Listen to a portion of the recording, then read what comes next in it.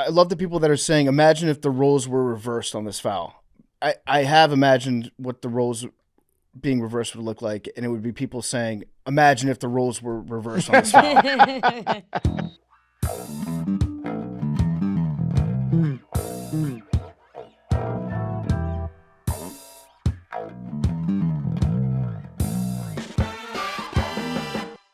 From the creators of the legendary MD 2020, the original name in high-flavor, high-alcohol beverages with those unmistakable vibrant colors and iconic flask bottles, Mad Dog by MD 2020 brings the party with 15% ABV in a portable can that tastes incredible, delicious flavor that does not sacrifice on drinkability. There are 4 intense flavors: Bling Bling Blue Raz, Mad Margarita, Spiked Strawberry, and Whipped Orange Cream, sweet, bold, and ready to drink. Pop the top and dive into vibrant, eye-catching colors that deliver on taste. Each sip is as delicious as it looks. No mixing, no mess, just pure flavor. High-quality taste without the premium price tag. Mad Dog by MD 2020 gives you more bang for your buck than anything else on the shelf. MD 2020 just got more convenient. Grab a Mad Dog by MD 2020 and experience why we've been fueling good times for generations. Look for Mad Dog by MD 2020 in your local stores and at drinkmd2020.com now. Must be 21 or older to purchase. All right, welcome back to Nano Dosing. It is Tuesday. It's May 20th. It's AC/DC week here in Chicago. Everybody's talking about it. The legendary band coming to town.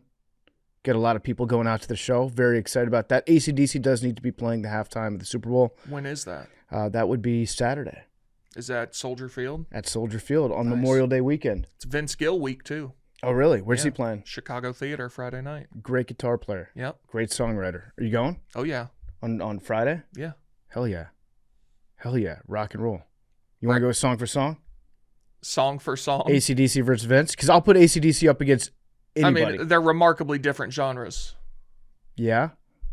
Vince has some bangers, though. I would put AC/DC up against any artist, living or dead, song for song. Any artist? Any artist. If we're going song for song. I mean, I don't know that I have anyone that I feel so strongly about that I would like do this with. But like you're putting them up against like Michael Jackson. The Beatles. Well, I'm a Beatles truther. Bugging. You're a Beatles truther? Yeah. What does that mean? What does that mean? Not very good. It's just not my style. I think you mean hater. Sure. I think those two words have become synonymous recently. Sure. I'm a Beatles truther. It's not for me. Yeah, that's fine. Just listen to more of them. They'll grow on you. Oh yeah. We do acid. That's pretty good. Yeah, that's most of it. I think you are a Beatles truther via their publicity and interviews. Maybe not necessarily their music. I mean, I've heard a lot of the music. Let It Be. What do you think about that song? That's fine. That the Preds play that during reviews, so I like that one.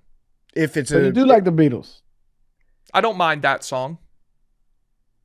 Yeah, so you like the Beatles.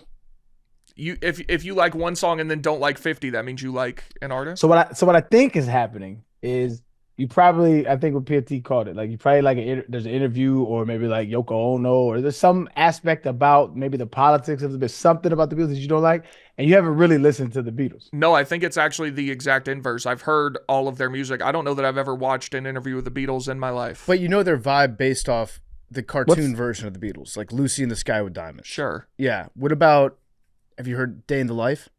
I don't think so. It's a great song. You should listen like to that. I'm looking right now. Come Together doesn't do anything for me. Great song. Hey Jude, I really hate the sound of Hey Jude. It sounds too British. I don't like it. Okay. We fought a war to not listen to the Beatles. George Washington didn't die for me to have to listen to Lady Madonna. What about Blackbird? Blackbird? That doesn't ring a bell. Take these broken wings and learn to fly. I don't think so. It's a beautiful song, yeah. It sounds like you haven't listened to the Beatles. I think Help! Like maybe I don't like. What is Obla Dee Obla Da? Desmond Like, see, takes a trolley to the type of shit marketplace. that. Molly is a singer with the band. Obla-dee, obla-da, life goes on. Blah, See, that's what I'm saying. You know that life song. goes on. Oh, a good song. Yellow Submarine, hate. Fun fact, Obla-dee, obla-da is a ska song. But Here Comes the Sun. I Ooh. don't explicitly dislike it, but I don't like it. Now, is that the Beatles or is that George? That's Beatles. I thought that was just George. Let Solo stuff. me see. What album was It's it on? it's listed. No, under it's on the Abbey Beatles. Road. Oh, it was? Oh, my Yeah. bad. Yeah, listen, I'm not here to hate on the Beatles. I'm just saying that put No, song I for fuck with song. the Beatles. I just don't think Big T's really listened to the Beatles. I think he's heard a couple songs that he don't like. I think I've heard all the hits from the Beatles. I just named 3 of their mainly biggest hits that you said I haven't heard. Blackbird, Here Comes the Sun, I'll look up the Spotify streams and see if In My that's- Life. You haven't heard that? Like, Oh, In My Life is a good one. Let There It are Be. Like these are some of the places best. I remember. I said I heard Let It Be, and I don't dislike it. That's what I'm saying. So I said top 5 of their top songs. You've heard one and you like it. You definitely like Twist and Shout, right? No, Shake It Up, babe. You don't like I didn't know that was by the Beatles though. With a Little Help from My Friends? I get by with a No. little help from I- my I friend. think as Come you- on, bro. I think as you name these songs, there are many that I don't like hate. They're just not. I don't like them either. What would you do? But the if I opposite of love sang isn't out hate; it's to- indifference. You sit down and walk out on me. What do you think the Beatles, Lend me and it's your by a ears. mile, most streamed song on Spotify is? Hey Jude. No. Right, Here Comes the Sun. Yeah, 1.6 billion streams. Wow. Yeah. Hey Jude is 600 million. Wow. I Telling would you, not dog. think that. Beatles got some bangers, man. They got some bangers. You know what they don't have? Big Hoes. balls. Oh, AC/DC. They got big balls. One of their songs. I didn't know that. Back in Black. Good one. Shook Me All Night Long. Thunderstruck. Good. Who Made Who? that song played a 0.756% in getting me to go to Tennessee. Okay. I'm interested. Tell me about it. So I don't know how to do it now, but back in the day, they used to like send out recruiting tapes of highlight tapes of the previous year. And so it was like a long highlight tape of like all the cats that was playing in the year before, and they had like a little music to it, and Thunderstruck was on that joint. And when I had never heard that song, I'm sure I've heard it in passing, but like I never really like listened to it. But when that shit came on, it was like, you know, they was hard hitting, like the beat was matching with the hits, and I was Yeah. like, yo, this is cold. Yeah. They did a good job. They did a good job. So Yeah. that would have been 2003. 2003. Yeah. All-time hype probably song. still. My dad got a whole bunch of my VHSs in his place somewhere. I probably still got that recruiting tape somewhere. Great song. You Mhm. been Thunderstruck. Shout out to Cedric Houston, Jabbar Davis. Was What it do you Case think- Clausen? Yeah. Big T, Thanks, what do boss. you think the GOAT highlight mix songs are? Oh. So back when I was in high school, everybody would that put music on their huddle tapes, it would be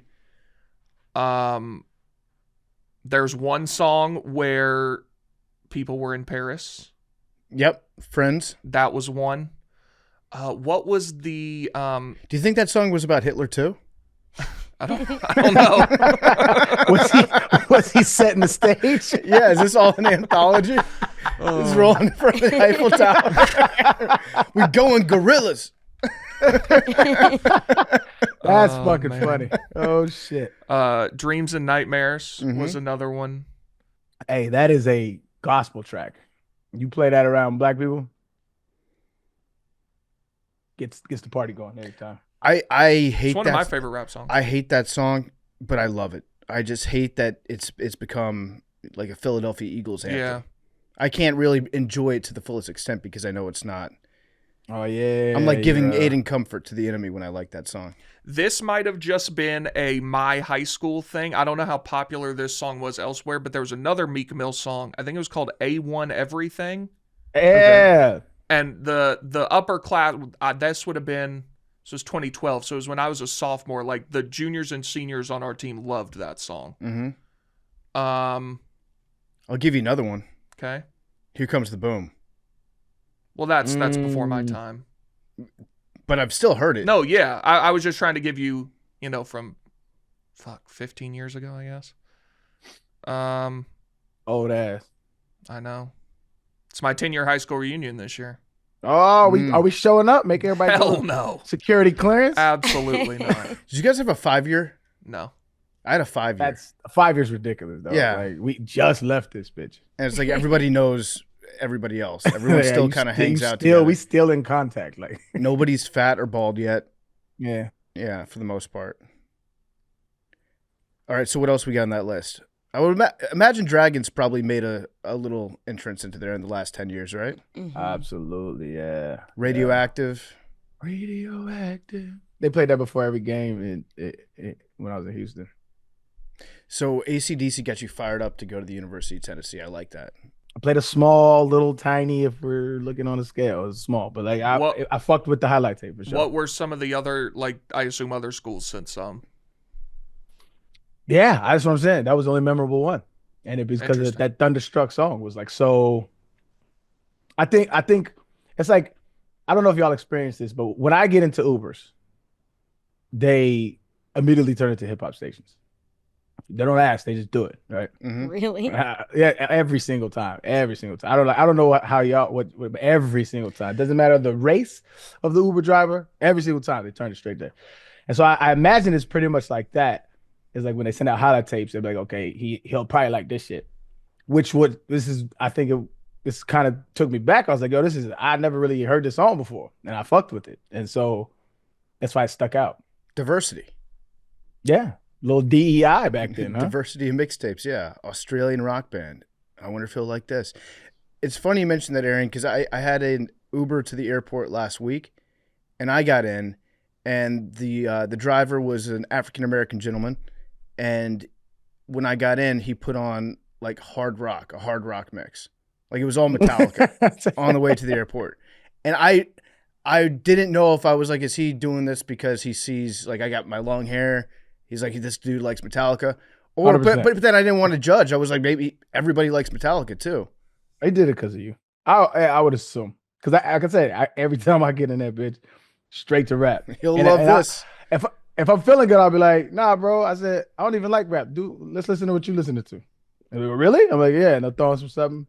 Like you're not gonna play no rap I probably haven't heard, or that I'm not interested in. I like to diversify. I enjoy trying to hear new shit that I ain't never heard before. I love that. I just love that AC/DC got you there. More teams take note. More AC/DC in your mixtapes. So we got Nanodosing today. Mad Dog not in the booth, so it's just Mackenzie, and then we got Big T and Arian. We're going to do some voicemails in a little bit, and that will actually be on Memorial Day. We're going to air those on Memorial Day. So there will be a show the day after. So that there will be a show next Tuesday. We're just recording it ahead of time. So if something crazy happens the next week and we talk about something and you're like, wow, these guys are way behind the news. Sorry, it's Memorial Day. We're respecting the troops. So we're not going to be in the office on Monday. That's also why I'm going to Soldier Field this weekend, out of respect for the troops. But there's some stuff in the news right off the bat that we should get into. Number one, we've got a major, big-time update, huge update, maybe the biggest update we've had in the Jeffrey Epstein saga. He killed himself, per Kash Patel and Dan Bongino.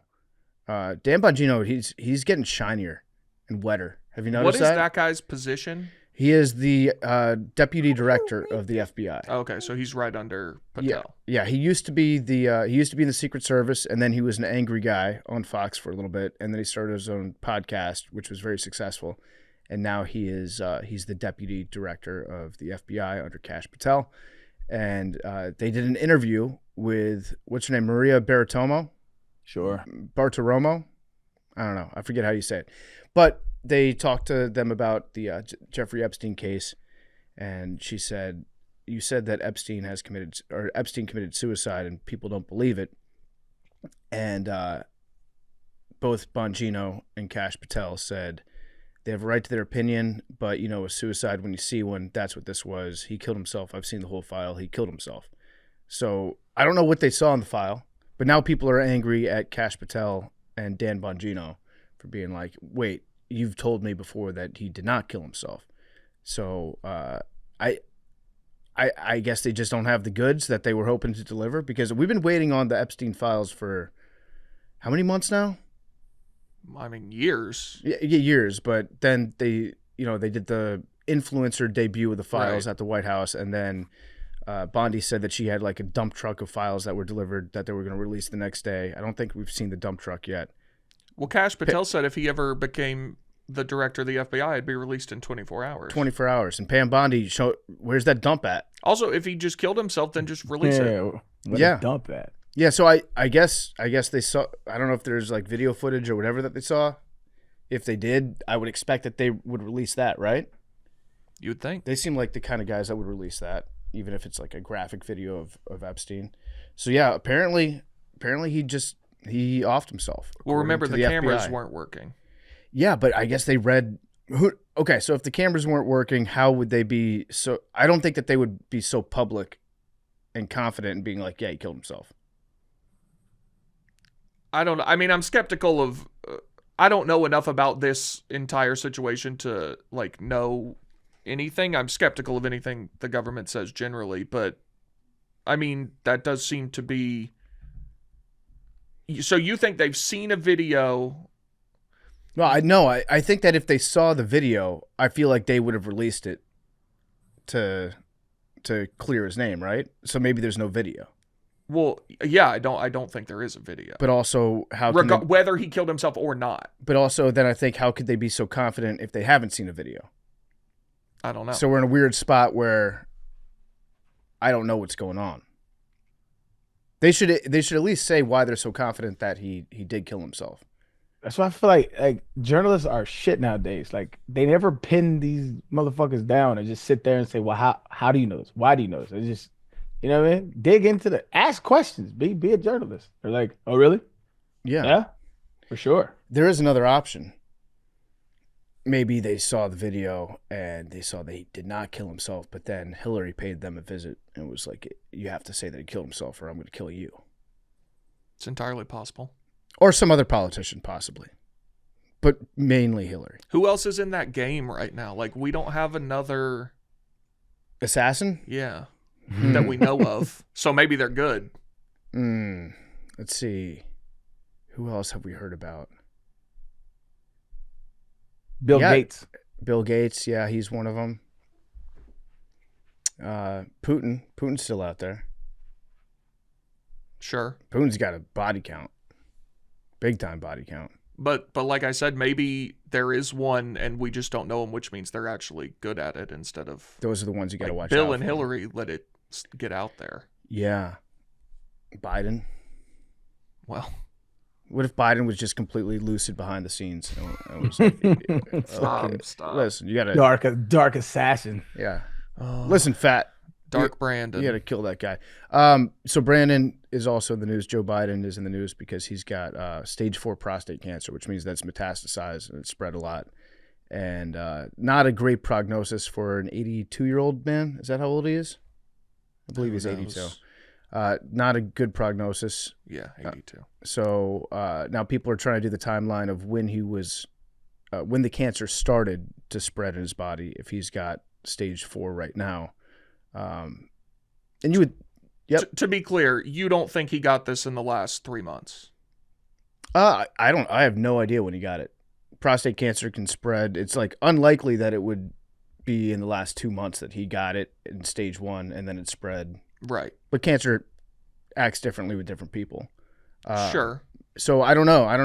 I also find it hard to believe that he was diagnosed with it like years ago and just kept it secret and then ran for president again without anybody saying, hey, he's got prostate cancer. You find that hard to believe? I think with prostate cancer, especially if it's aggressive and it's spreading, I feel like, yeah, we probably would have known. He did say in 2022 he had cancer. Well, he did have cancer. He had skin cancer. I don't think that's what he was referencing, but... Oh, well, I think that was later, and it was like removed very quickly and easily. When did he have skin cancer? I think that was 23. May have even been 24. What was it? Biden skin cancer. Let's see. Because I know him and Jill both had skin cancer. Damn. At some point. So yeah, I mean, I don't know. Do you think that he would have been diagnosed like 2 years ago with prostate cancer? I And don't just know kept it enough quiet? about this. Every doctor I've seen talk about it today has said he's probably had it for years. I saw a couple doctors talk about it, the news doctors, and some of them said that he's probably had it for a couple years. But then I saw some stats saying that like in the last 10 months, if he was diagnosed or if he had it 10 months ago, like after he got whenever his last like heavy checkup was, then there's like a 15 to 20% chance that it could have spread this far. So I've been off the I've trying to minimize my online usage. Where are we at with the discourse? Are we valiant or irresponsible that he had cancer? What's the world saying? Do you mean valiant as in like prayers up He for he Joe he Biden? pushed through. Amazing that he did what he did while he had cancer, or I can't believe he hid this from us and he should have retired or whatever. Where they at with it? I haven't seen anybody with the take of like, look what amazing job he did, even though he had cancer. Got you, which would be the normal response. I think it's pretty. If pretty it was, let's say, If roles were reversed, let's say if it was let's say. a baseball player, What's I'm saying? Chadwick Boseman, right? Right. R.I.P. He did all those movies while having cancer. Amazing. Like, and kept it a secret. Amazing. Like, nobody was like, hey, bro, you probably should have stepped aside and let another actor with him. I would say Nobody said that. if Biden had absolutely dominated the debates, then we would maybe be having that conversation. Oh, so the performance was poor. So, okay, I got you. Yeah, I'm with yeah. you. So Follow. like, if Boseman had put out Jiggly 3, and it got like a 2% on Rotten Tomatoes, and he did like the worst acting job ever, then people would be like, I knew something was up. Didn't he have a good one? Biden had a good debate. There was a good one that he had. And I could be mixing my elections up, but I thought he had a good one, and then Trump was like, they juiced him full of drugs or some shit like that. Oh no, Well- it was State of the Union.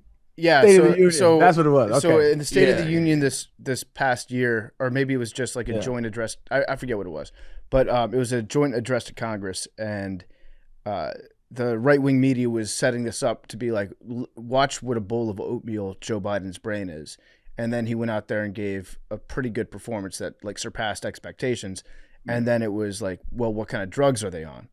And then when the debate was coming up, then the narrative was like, what kind of drugs is this guy going to be on? And then he had the bowl of oatmeal performance in that. Keeps you guessing. Biden keeps you guessing for sure. To be so, just I want to see if we're on the same page or not. Do you believe there was like there's the book coming out I think this week about the mental cover up, which anyone with half a brain cell knew he was not well. But you believe that was the case, right? That there were people in the administration actively trying to cover up for his mental decline. I think there were, based on the performance that we saw, especially at the debate, there had to be people around him that knew that he had, I don't know if this was a constant thing that he had or if this was like coming and going, but there were people that knew that he had some issues mentally, yes. Okay. So then it seems not unlikely to me that this has probably been a thing for a while too. So you think that the strategy was get him over the finish line and then announce the prognosis or announce the diagnosis, and Kamala gets 3.5 years? Yes, I do believe that's what the strategy was. I think they knew Kamala was a remarkably weak candidate that they did not want to run. They were strapped for time, and they were like, "We'll get. He's the only guy that's beaten Trump. Yeah, We'll run him, and then he will either die, it seems like, or step aside." Why are you laughing? That's a funny thing that happened. What do you mean? You think it's funny that I think that, or funny that that's probably true? That's funny. That's probably true. Yeah, no, I genuinely think that's what happened. And I don't claim to know, but it's funny either way. and if that's the case, agreeing to that, I originally thought Trump agreeing to the debate in the summer was stupid of him. yeah. Because you gave them time to drop Biden out. Now I think it was stupid of the Democrats because you had to run Kamala with 5 months to go. Right. I thought that your theory about what happened was that they did the debate so that they could get Kamala running like ASAP. No, So that they could install Kamala as the candidate before the election. No. I think the plan was to have Joe run and immediately step aside so that Kamala could be the president without having to run. If he stepped aside in like the first month, people would freak out, right? I mean, yeah, but yeah, what are you going to do about it? I don't know. So, I mean, it's not improbable that, given the timing of the book, that they're trying to do some damage control. Yes, this was being saved. Yeah, the timing is a little bit suspicious, but also, I mean, there is also the possibility that he's just been diagnosed with like aggressive cancer. Also, there was the interview that came out the other day. What's the guy? His last name was Her, I think. Did you listen to that? I didn't hear that, no. It's a prosecutor's audio shows Biden's memory lapse. I listened to like 5 minutes of it. Oh, yeah, I did not hear it, but I saw that. I mean, it was pretty staggering. What was it about? Amid long, uncomfortable pauses, Joe Biden struggled to recall when his son died, when he left office as vice president, what year Donald Trump was elected, or why he had classified documents he shouldn't have had, according to audio Axios obtained of his October 2023 interviews with special counsel Robert Hur. So I do think that he probably was on the decline. Maybe had cancer, maybe didn't. I don't. There's no way of telling, right? But it's probable that he did, right? Maybe even likely. I just don't find it as that big of a deal. Like when you, because we don't have kings, right? Presidents have administrations, so they put people in positions to run a government full of 330 million citizens.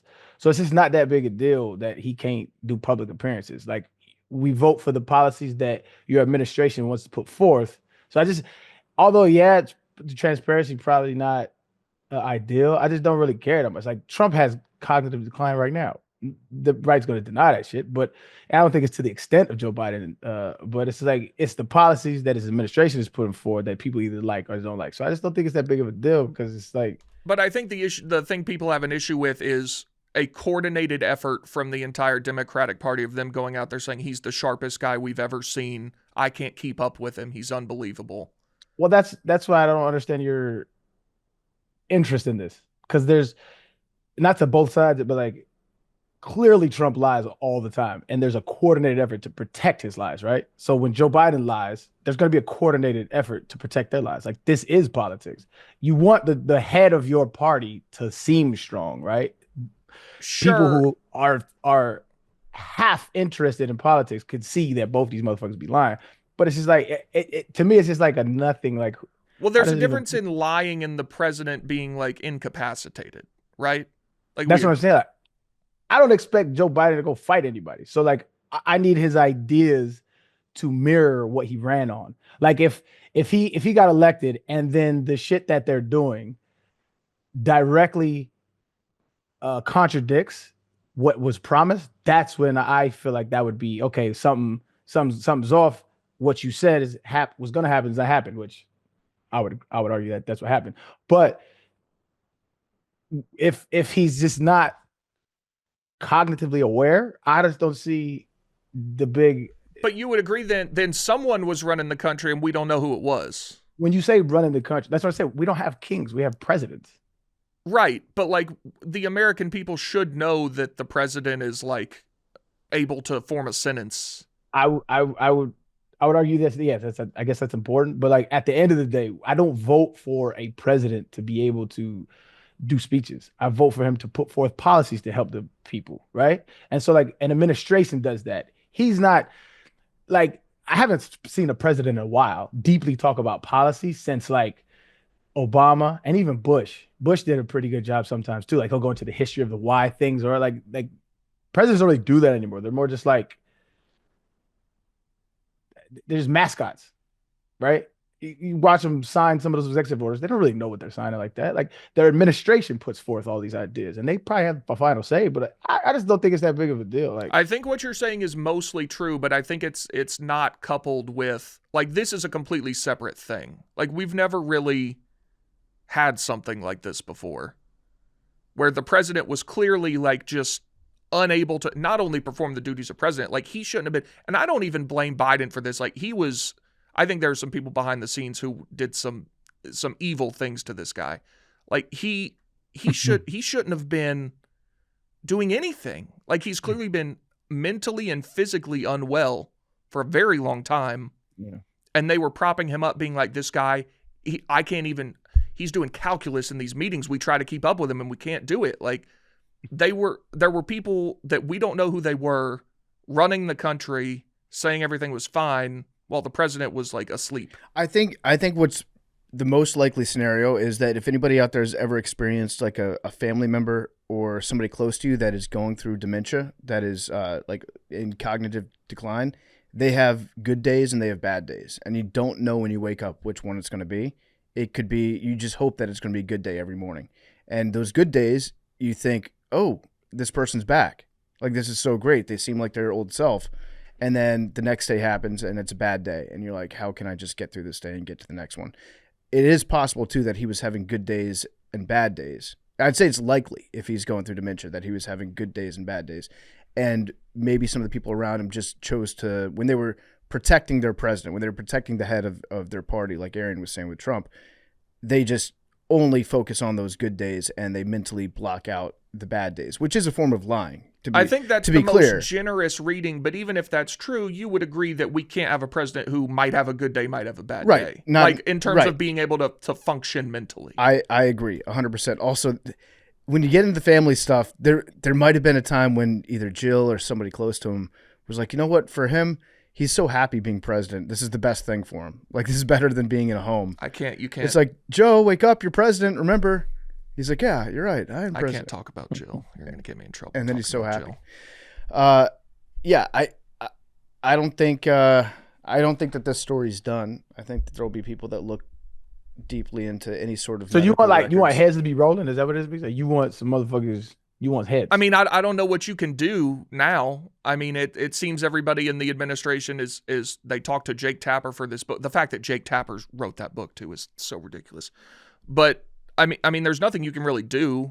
But it's clearly was a cover up of several things. Now, and I said for years on this show, like, he will not be running for president. Anyone with half a brain could see that. But I mean, there are a lot of people who don't pay nearly as close attention as we do. And so for those people, like, I mean, you just can't do what they did. There's cover-ups for every president, though, I feel like. Something. Sure, but, like, not them being able to function. Sure. Well, Trump is a felon, though, so. Did you know that Woodrow Wilson, he had a stroke when he was president, and he was incapacitated? Really? Yeah, and they didn't tell anybody. And I think his wife was president for... Oh, yeah, that is true. I remember that. For a while. Yeah, Woodrow Wilson had a stroke, left him paralyzed on one side of his body and mentally incapacitated.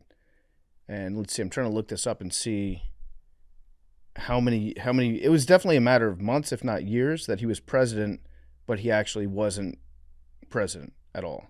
And I think that's why I'm just so, like, unmoved by this, because I'm also genuinely curious why people even give a shit, because it's like,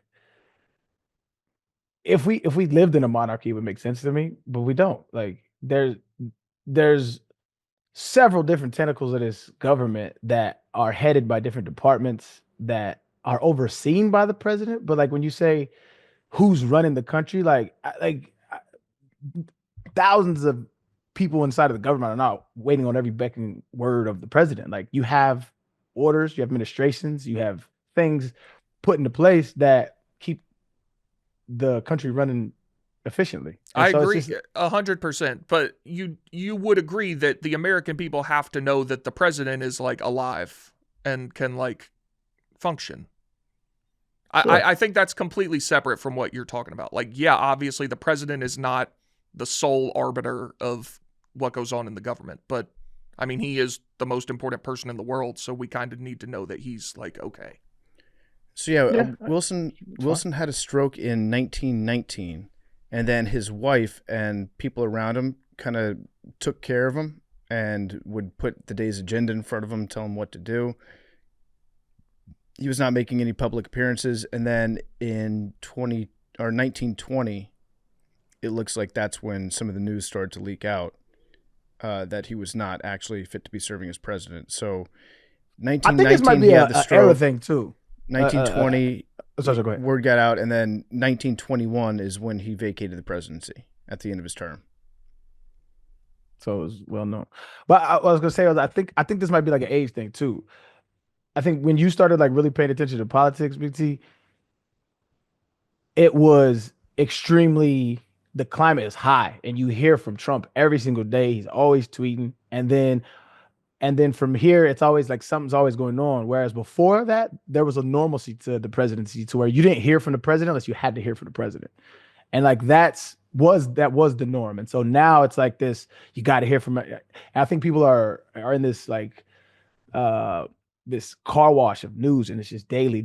Where I would much rather prefer, I don't really want to hear from you unless something happens. I got to hear from you. Like this everyday shit is just it's taxing. I think you're really caught up on like hearing from I don't care if we ever hear. I just need to know that the president is alive. You know, like it's not that we need to see him on the news every day.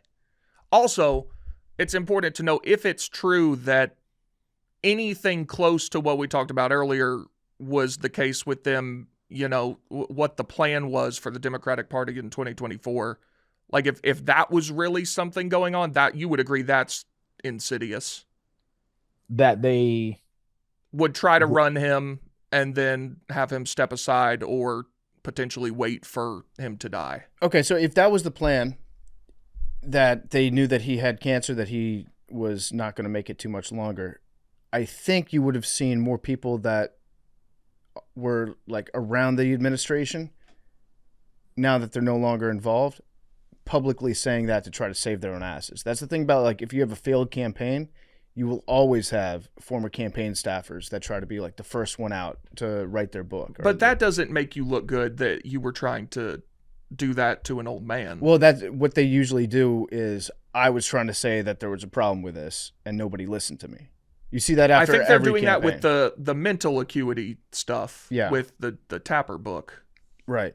I don't think anybody's going to be the first one to come out and say, yeah, I'm just so confused. It's like, who's going to buy this book? Who's going to read this? A ton of people. Well, that's what I'm saying. Like, I want to meet these people. I want to meet somebody that's going to read Jake Tapper's book and be like, fascinating. I mean, everyone who lives in Washington, D.C., so that's what, a few million people? Yeah, what's the target audience, though? Because Joe Biden stands are going to be like, I hate this book sucks. And then the people that hate Joe Biden are going to be like, I'm not buying Jake Tapper's book. Right. It's going to confirm everything that we already knew. That's why it's like nothing. Like, if you are interested in buying this Jake Tapper, I want to hear from you. Please reach out to me. I'm interested. Curious. I'm curious. You're going to read this book? That's a good point. You're not yeah. The most interesting parts will come out. In theory, you just I'm got a interested. Power watcher. You are not reading this book. In theory, I'm interested about buying this book. Yeah. Will I read it? Probably not. Read or audio? No, there's sports podcasts. Right. Yeah. You listen to other sports podcasts? Every now and again. Yeah. Is it like competition? Like you like trying to size up the competition? No, I purposely don't listen to any of the competitors because I don't want any of their takes to subconsciously seep into my brain. And I think that would be a bad idea. But what I will do occasionally is I'll get real granular with it. So if there's like a podcast that is specifically about the Oklahoma City Thunder, a team that, I know, surface level, but I want to find out some more stuff about the team, I'll listen to a local podcast about that team. Nice. Shout one out that you like, you know what? They do a really good job, thorough, that I've listened to, and I'll tap back in every now and then. The Capitals Daily Podcast, they do a good job. Nice. That's watching. I also like to tap in with DC Sports too and see what because I know what I think, and that's me, but I want to know what the city's feeling. Feel that. Okay. Yeah. Because it is a different take out there. Yeah, and those beat writers, those local guys, they go to practices. They know the third dude on the depth chart. It's right. deep. Right. Makes sense. So let's see what else. Shout out the Doug Williams shirt you got on too. Yeah, Doug Williams. Yeah. Legend of the game. Won a Super Bowl. Yeah, people forget. Great second quarter. Maybe the best second quarter in the history of football against the Broncos.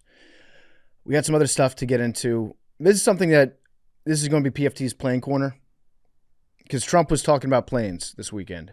So I wanted to bring this up. Or I guess it was last Thursday, last Friday. Trump invented a new plane.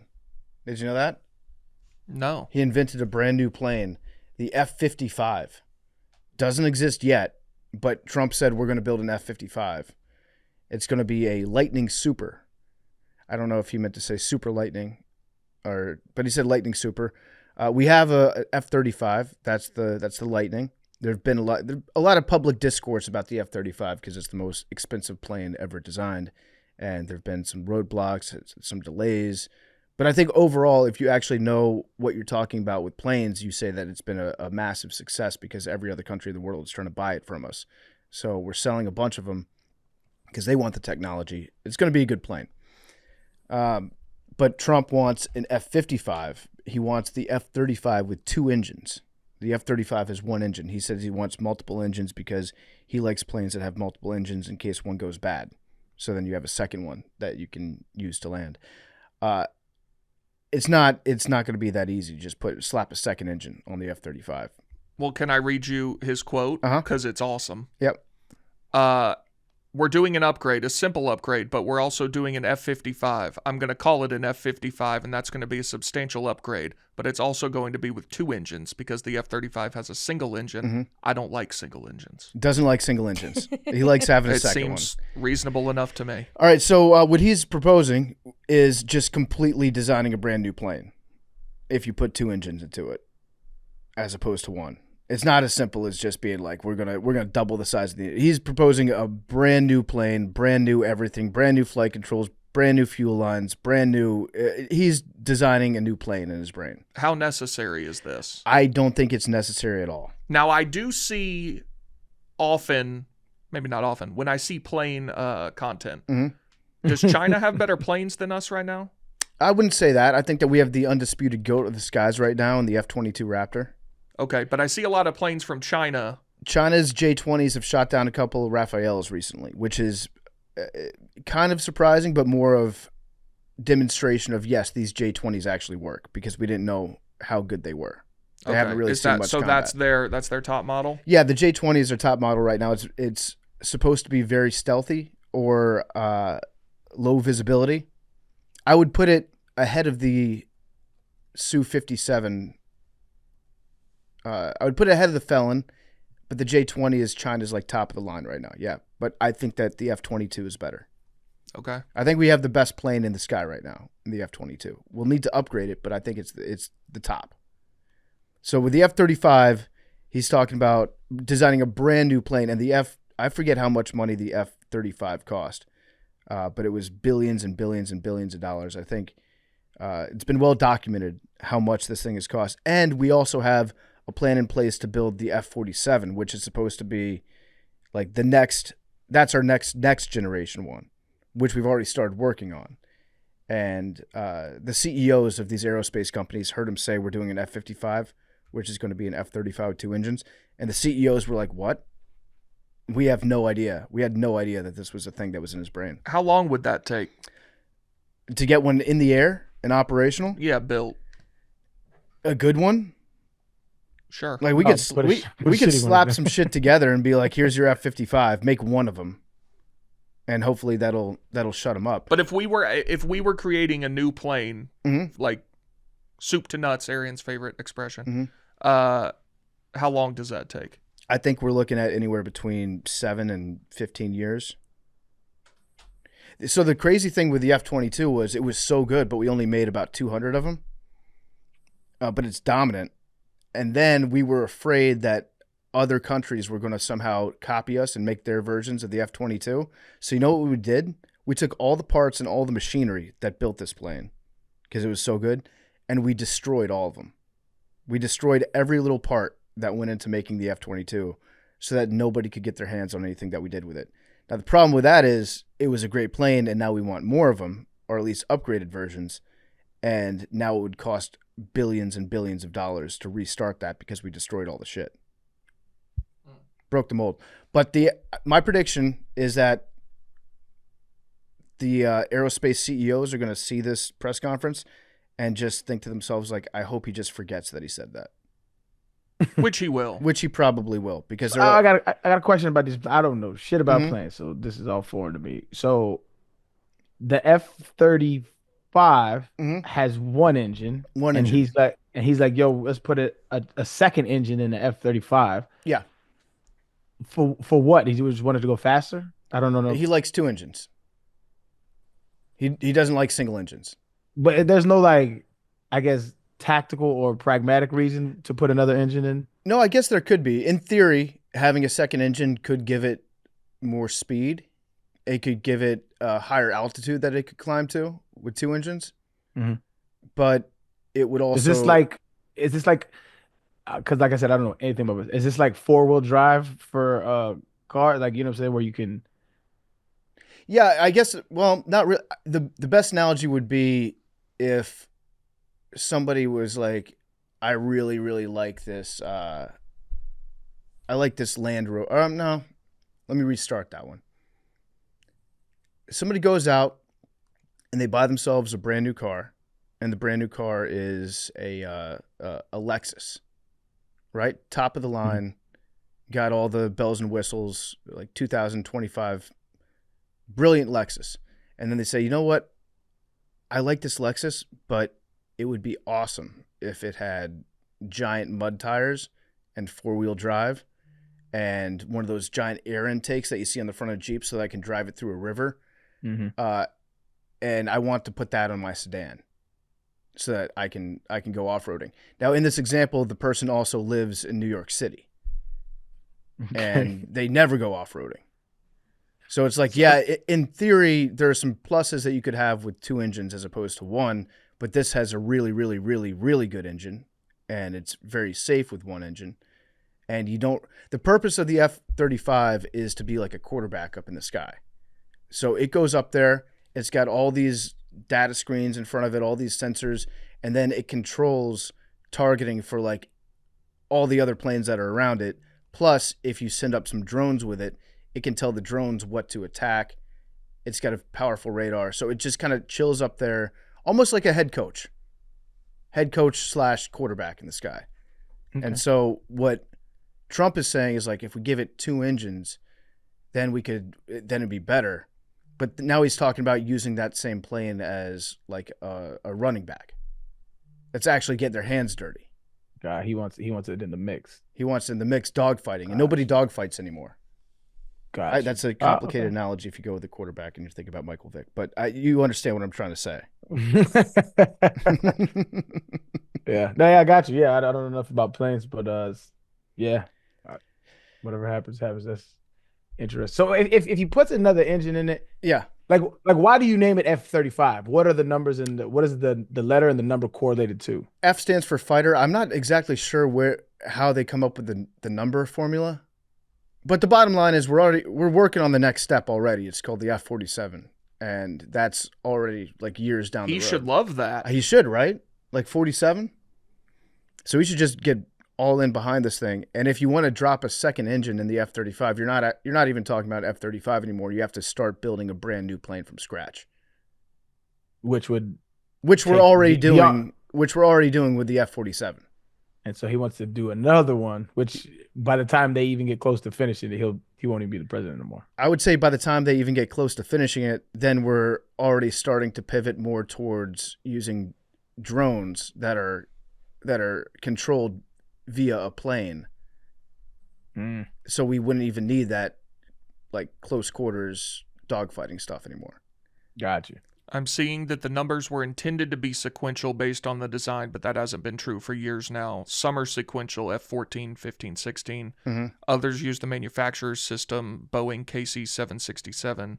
There isn't much logic to them anymore, except we never use 13. Yeah, they just do vibes. Yeah, they do vibes, which I respect. And also I think that there's some that get tossed into experimental aircraft. So they had the F-14, 15, 16. What was the F-17? Because I think we just jumped to 18. I'm guessing the F-17 was an experimental airplane that we said sucked, so we just didn't build it. But then why wouldn't you just name the 18 the 17? Because maybe we had already started building the 17 while we were starting to build the 18, and then we said we're giving up on the 17 Fuck All right, this tell button. me what you. I'm just googling dope numbers that have F in front of them. Okay. YF23. Okay. Have you seen this plane? That's an experimental one. Northrop. YF23. Yep. She look kind of litty. Tell me what you know about this plane. That was off the top of my head. I'm looking at it right now. It's got the triangle wings, like some crazy looking wings. That was going to be the competitor to the F-22. So the U.S. government said we're focusing on 2 models for the next generation fighter. It's going to be the F-22 or the YF-23. And then as you guys build these planes out, we'll figure out which one's best, and we'll give the contract to one of them. And we gave it to the F-22. Okay. All right. Next one. GOAT receiver number here. F-84. This looks like some old school shit. The F-84. Some would say 81, but Oh, for GOAT receiver? yeah. Who's 81? Calvin Johnson. You think he's the best ever? Yeah, he just didn't. He retired too early, but he's I the can see best that. I can see that receiver argument. that's ever played. Yeah, I don't think so, but I think it's Moss. But I can see that. He's the best, but not the greatest? You could maybe make that. I think he's the greatest too. But I see what you're saying. I don't think you could make that argument. Why? That he's the greatest. Greatest is I don't know, reserved man. for. He was pretty fucking nasty. When I think great, I think longevity. I think titles. Oh, football titles don't matter at all. But Titles do not matter. We got to retire. but for that. greatest- Titles don't matter in football. Okay, at the very least, longevity, right? I mean, Yeah, I know where you're going. He played on a dog shit team. Never had any help. Matt Stafford, not bad. Yeah, he had a solid quarterback, but he had no receivers that ever took any attention away from him. No defense. Who's the best receiver he ever played with? Nate Burleson. Mm, No disrespect to Nate it- Burleson. I Good think it was player, but- Golden Tate. Did they play together? I Notre think Dame. they did. did he play with? He ever played with Mike Williams? That's possible. Maybe Roy Williams. Roy Williams. Yeah. That Mike was the Williams- old Roy Williams, though. I thought Mike Williams was going to be an awesome receiver in the NFL. I And then thought he was going to be amazing. Wait, there's a few Mike Williams. Which one are you talking about? I'm talking about the receiver that went to USC, and then Yeah, him I and thought Maurice he was going to Claret. be. He was like one of my favorite receivers to watch in college. I loved his game. People always talk about Maurice Claret for being the guy that tried to change the NCAA and then how that screwed him up. Mike Williams was the same way. He tried to come out after 1 year in college, right? Mm-hmm. And they said no, so he couldn't get drafted. And then in the year between when the draft was going to be in the next year's draft, he got real big. Yep. He got really, really big. Calvin Johnson played with Roy Williams for a year and a half, his first season. Okay. What about Golden Tate? It says, I think they played together. I thought Yeah. they did. I could be wrong. Golden Tate was there starting in 14. So for 2 years they played together.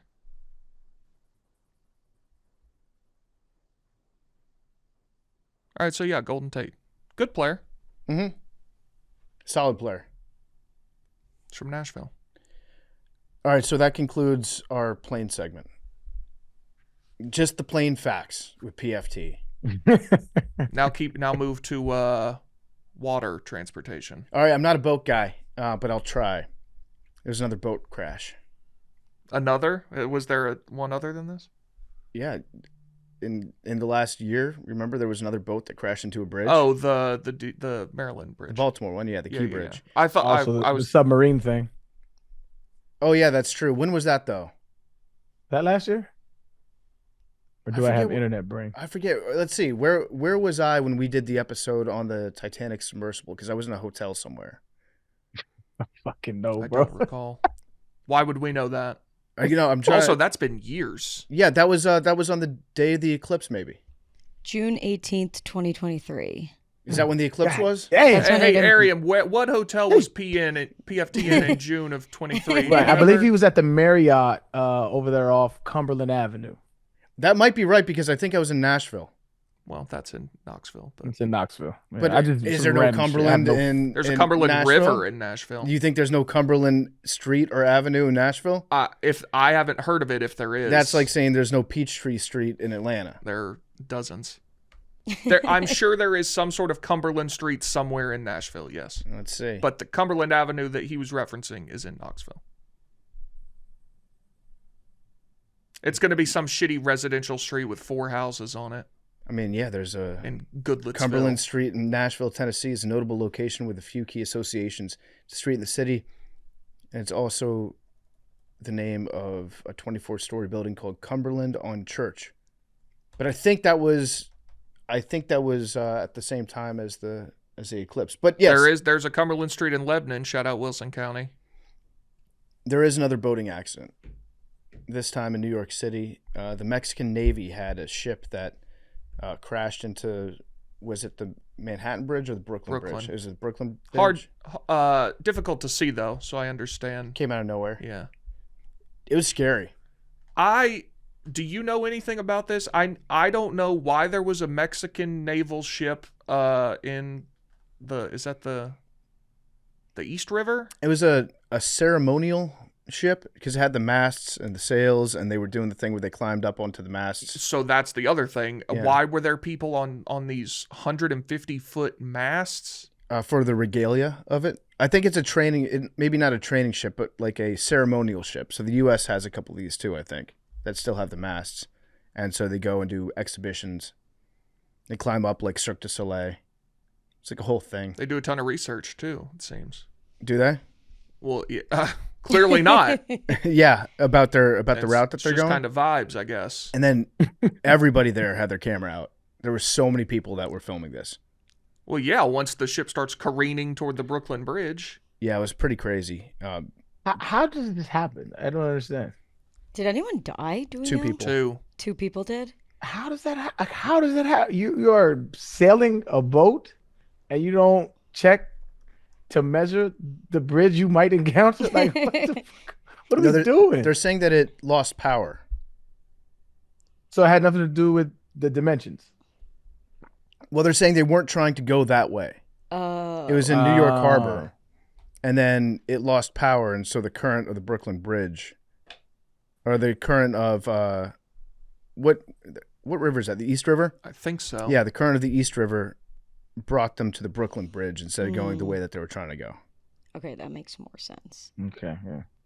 But kind of the same thing happened in Baltimore where that ship lost power and then just went right at the stanchion. How long did they know that, though? Because it seems like people would have gotten down from the sails. That's what I was thinking. Yeah, I don't know. I don't know how long that process. It's probably not an easy process to get. It looked like there were dozens of people that were up on the sails. To get them all climbing down, it'd probably take a little bit. So I don't know when they lost power. So it was supposed to head south and sail out of New York Harbor. And at 8:30, the Quatamoc was heading in the wrong direction. It never intended to sail under the Brooklyn Bridge.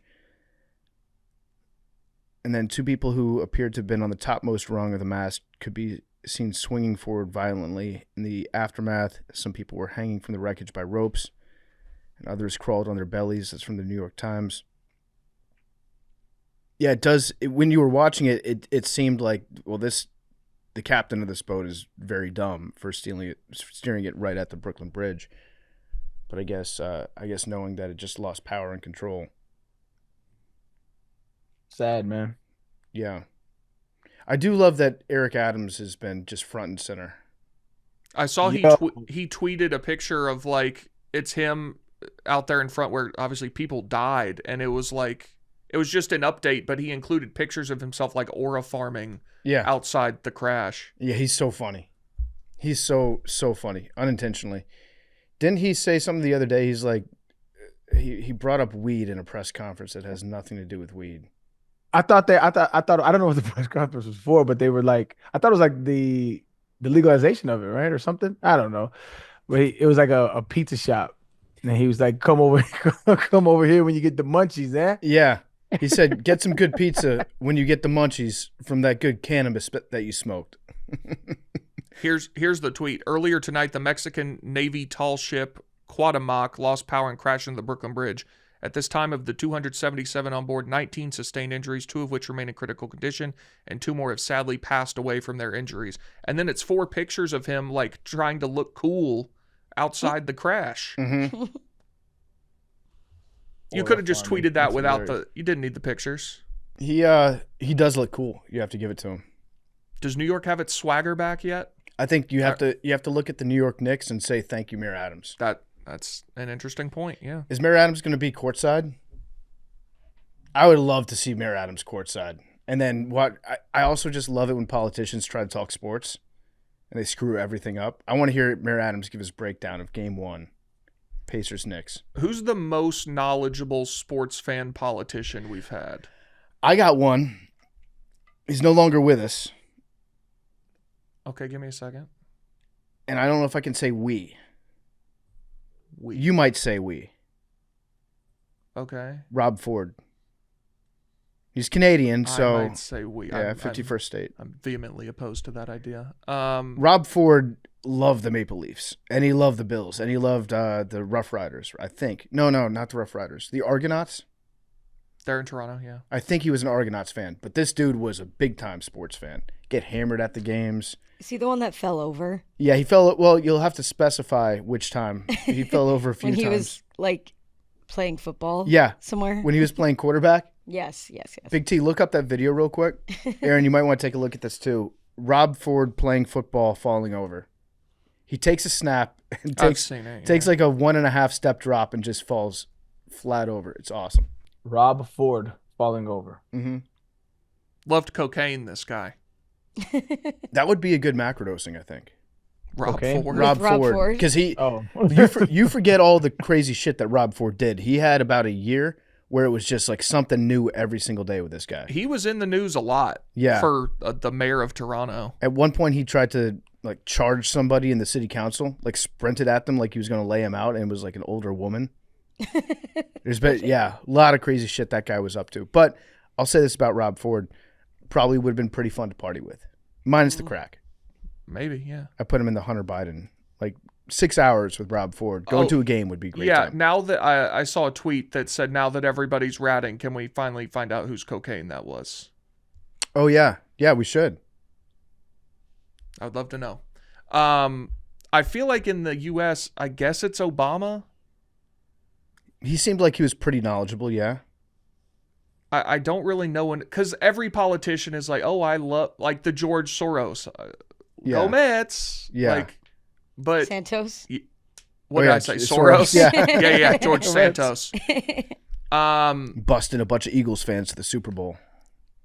Yeah, but like there aren't many who talk about it and you're like, oh, you actually know. Like I respect a celebrity when they talk about sports and it's clear that they actually care and know what they're talking about. Yeah. Didn't you say George Bush wanted to be like the commissioner of baseball? He did. Was that the right That's true. That was Yeah, his dream job. Bush loved the Rangers. Yeah, he owned. He was a part owner of the New York Rangers. Yeah. Texas Rangers. Or sorry, Texas Rangers. But yeah, I think he probably could talk ball with you a little bit. Who else we got? Kevin Johnson was the mayor of Sacramento for a little bit. Not a great mayor if you look at some of the stuff he did, but he could probably Basketball player? Yeah. really? I Yeah. didn't know that. Oh yeah. It did not end well for him. Bad guy. What'd he do? A bad guy. Really? Bad guy. What'd he do, man? Look, Kevin Johnson. Bill Bradley, he was a senator for a long time, ran for president. He could probably talk Knicks with you a little bit, but he was also he seemed kind of boring. Tim Walz runs Mean Pick Six. Yeah. He got a lot of shit for that tweet.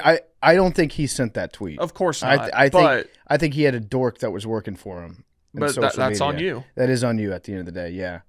The times that I did hear him talk about football, he seemed to know what he was talking. I mean, he was a defense coordinator. The thing people don't talk about, there was another part of that sentence that made even less sense. The full sentence was, AOC can run a mean pick six, and I can call an audible on a play. Those two ideas are completely unrelated from each other. They don't belong in a sentence together. That part gets forgotten. That part did sound like an old man seeing a video game for the first time. I can change which player I am? Yeah. I can choose any defense I want? It was a bad setup for the next part of the tweet. Yeah. I do think that if he sat down to talk ball, I think he'd be way, way above replacement level politician. I think he'd be able to Sure. talk some ball with you. But like scheme or knowledge of sports generally? I think if you're a high school defensive coordinator that wins a state championship, you probably know ball. I think he knows like football schematics, Yeah. but I can't attest to whether he knows, Like how to chop it up with the boys? Yeah. Yeah. Like beer watching guy? Yes. Yeah. Like naming old athletes. Yeah. I don't know. I'd like to find out. I think it's probably Obama. Yeah. Damn. Okay, so I just read what happened to Kevin Johnson. I've been looking for it. I don't see it. Yeah. Sexual assault charges on a 16-year-old where she kind of recorded him apologizing. He didn't necessarily agree, and then they investigated where he had another accusation. Yeah, looks like it was maybe him. I mean, I don't know. I don't know what happened, but that those were the accusations levied against him. I mean, we could talk. I would personally interview most politicians just to talk ball with them. Just check them out. Yeah, could be a good series. Yeah. Do you know ball? Do you know ball? Politics. Politics. Wow. I mean, it writes itself. I did talk ball with the mayor of Cincinnati, Aftab Puraval. He did, for a while, he skimped out on our bet after the Commanders beat the Bengals in Monday Night Football, but I've forgiven that. I've moved on. He seemed to know ball, decent amount. Who would be the top 3 you'd want on that show right now? I think you got to go Obama, just because, Obama brings clicks. Mm-hmm. I meant current, but surely Current politician? Eric Adams would be just a blast to try to talk ball with, because he'd say some stupid shit, and I would love it. We've already had George Santos. We've had Santos on. And Frank the Tank. Is he locked up? He locked up now, ain't he? Are you about to be? Yeah, I think he hasn't been sentenced yet, but yeah. That boy, funny as hell. Or maybe he was sentenced, but he hasn't gone to jail yet. Okay, other current politicians that I would want to talk ball with. This is a good question, Big T. I'm not prepared for it. I feel like Fetterman might have some Steelers takes. Okay. That man screams like, I grew up only caring about the Pittsburgh Steelers. Yeah. Is he still doing the Carhartt bit? He still is. Yep. Still the shorts. Hoodies, the shorts, the whole deal. I love Carhartt. Mm-hmm. But you put on a suit, dude. Doesn't have a place in our hallowed halls of the Senate. There was an article that came out about him a couple weeks ago. I think it was New York Magazine. Not good.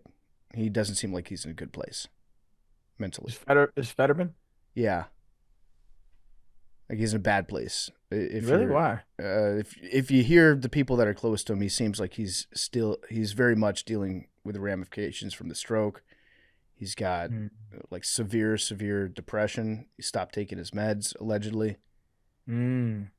Yeah. He just like hangs out on park benches by himself thinking, has outbursts where he just cries like, no, why does nobody like me anymore? I know he's like a super Zionist, and I think a lot of his constituents were on him about that. Yeah. He like took a hard line stance. Like he don't want to hear none of the other side. And I know he was getting a little shit for that. But I didn't hear nothing else about him. People in his own staff and his own wife, they're like pissed off at him. Another politician that really liked ball. The park bench though thing, that may be some of the most soothing shit you could do though, especially in New York. Go sit on a park bench and people watch. That shit is very soothing. As a senator, just going out to a park bench to be sad. I mean, I don't know what it's like to be a senator, but as a running back, it was it was fun to do. Other politicians that love sports, Richard Nixon. Really? Nixon loved football. Really? He cared very deeply about football. Yeah. What was his squad? I am not a crook. Ooh, that's a good question. He might have been a Raiders fan. That tracks, actually. I bet he was a Raiders fan. Tracks. Maybe the only reason I'm thinking about that was because him and Hunter S. Thompson, the sports writer and politics writer, they used to talk a lot about football, and Hunter S. Thompson was very, very close with the Raiders. I used to love the Raiders. That was my squad growing up, dog. Yeah. Nixon, Oh my God. I bet you Nixon was betting on football when he was in the White House. I miss that feeling about football What feeling? where you get the when your team's playing, you're like, let's fucking go, man. I miss that feeling about football. I don't have a squad anymore. Well, you should get a squad. I know too much. It's just not the same. The It's Texans? like I mean, like you were at the Texans playoff game. it's like You you carried the flag. see. It's like you're dating a girl and then you're in love with her and you find out like she's been with four of your friends. It's like that feeling, you know. Uh-huh. He's lost his innocence. There's nothing wrong with that. If you're promiscuous, you're promiscuous. Hey, live your life. But it's just it does take a little bit of the, takes a little bit of air out the sail. What could we do to get you back in? I don't know that. I don't know. I don't know that you can. Like if UT was playing in the national championship game, would you be like 1% excited? Like wake up and be like, this is cool. I'm excited for that. It's like you with the Beatles. I don't dislike UTR. I'm not rooting against them. It's just like it's hard for me to get excited for the I don't know. I don't know how to explain it, man. Well, but it seems like your Should be better. qualms were with mostly the NCAA. It has nothing to do with the University of Tennessee. It's about football. It has nothing to do with Tennessee. It has nothing to do with Houston. It's about football. It's like I don't view the game like I used to view the game. It's like when I used to watch, there was this wonderment and excitement that I had, and going through it, that has it's just left me. It's gone. But I remember the feeling of like watching Napoleon Kaufman and Tim Brown, right? Old Raiders players. And watching them and like just getting so excited to watch my team. I remember that vividly and how it felt. And when we used to play the 49ers, that was a big rivalry. Played against the Broncos, that was big time. Chiefs, just that feeling.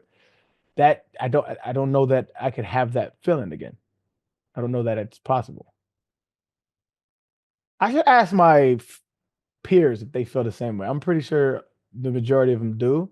Like they probably don't have squads like that anymore. I ask them. I think guys. some players that have stuck around their franchise and been like, the alumni that always comes back, they probably feel that way about their team. A lot of players that get into media afterwards and they talk about like the team that they used to play for, they stay attached to the team.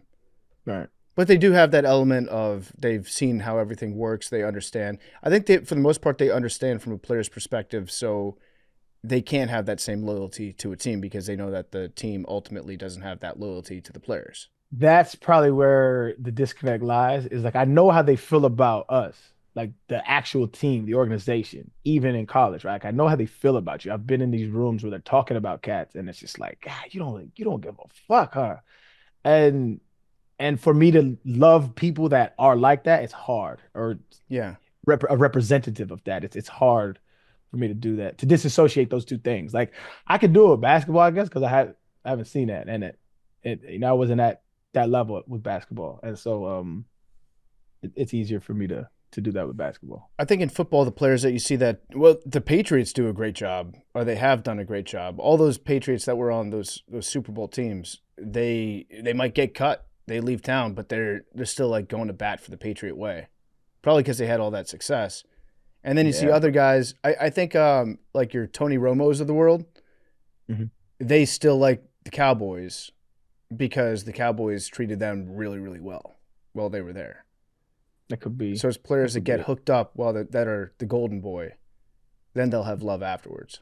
That makes a lot of sense too. Yeah. I think most guys I see that are former players who still really care more about their college than NFL. I think that probably has something to do with it. Yeah, I see that as well. Yeah, I see that as well.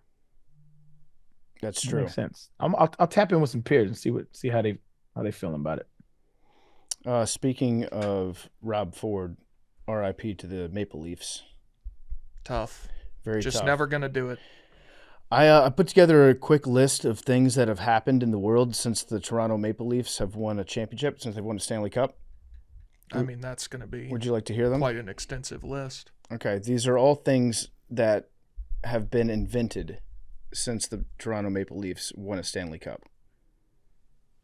Post-it notes. Damn. ATMs. Damn. Email. The Rubik's Cube. Really? When was... Star Wars. I would have guessed that was pre.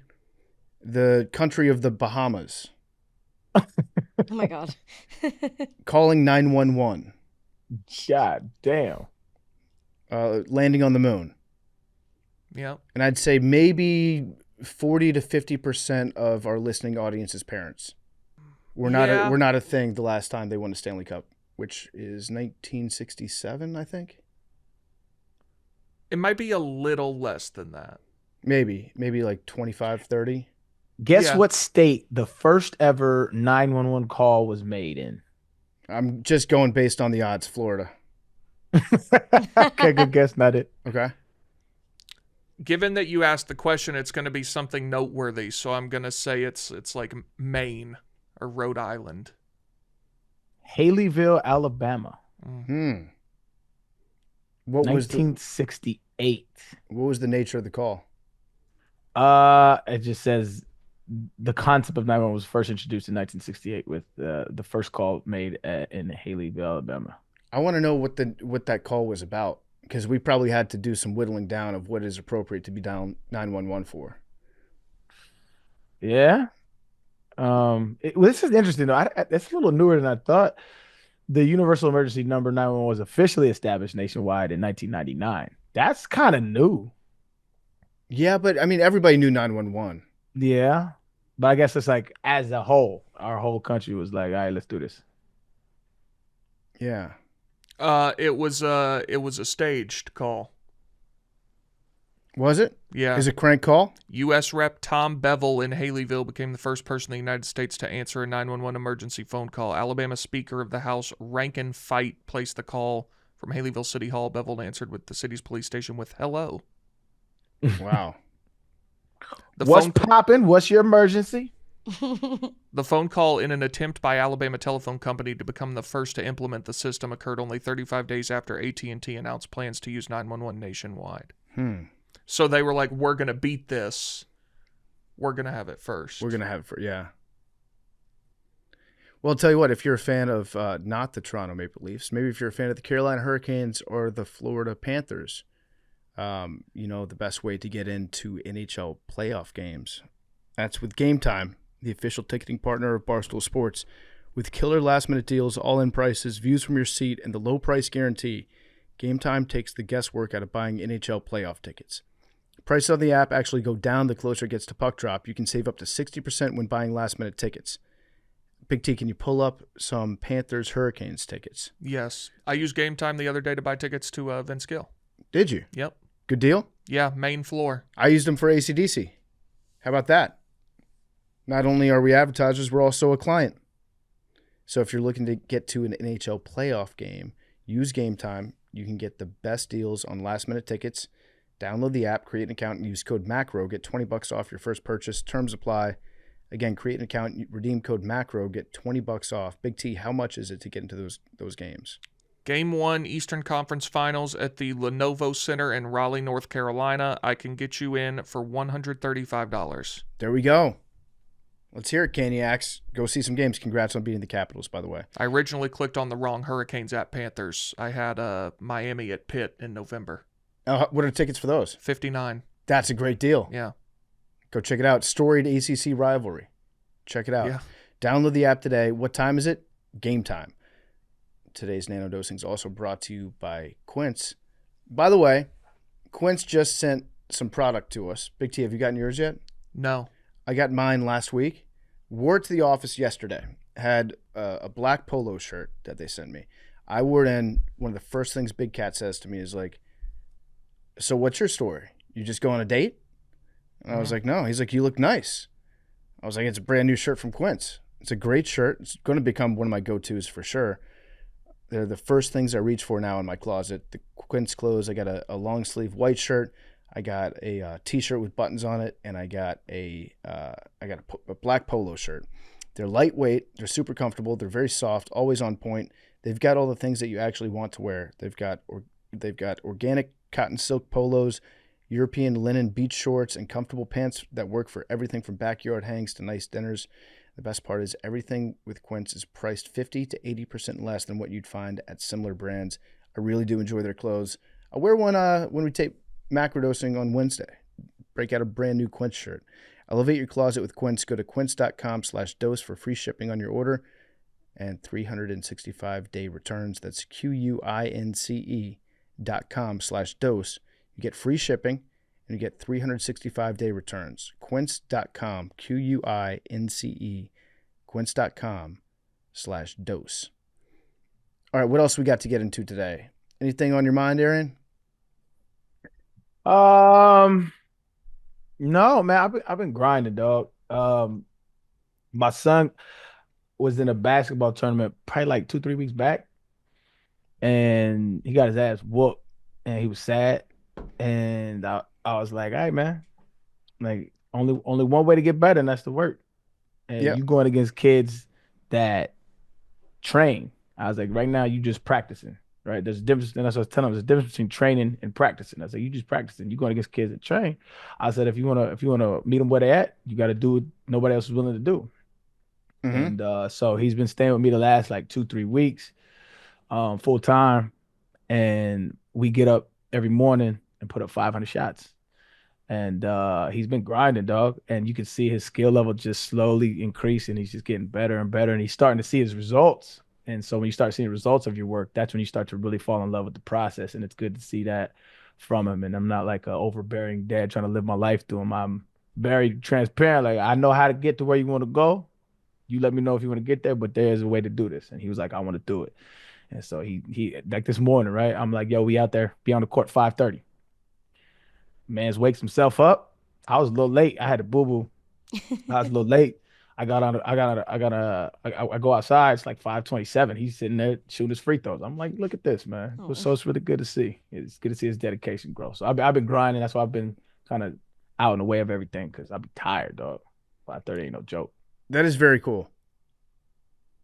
It's really dope, man. The better part is like seeing the development of a young man, right? So like that's what I believe the most powerful thing about sports is it teaches you discipline, right? And it teaches you like trials and tribulations, going through struggle, the things that we have to go through as humans. Sports is a little microcosm of that.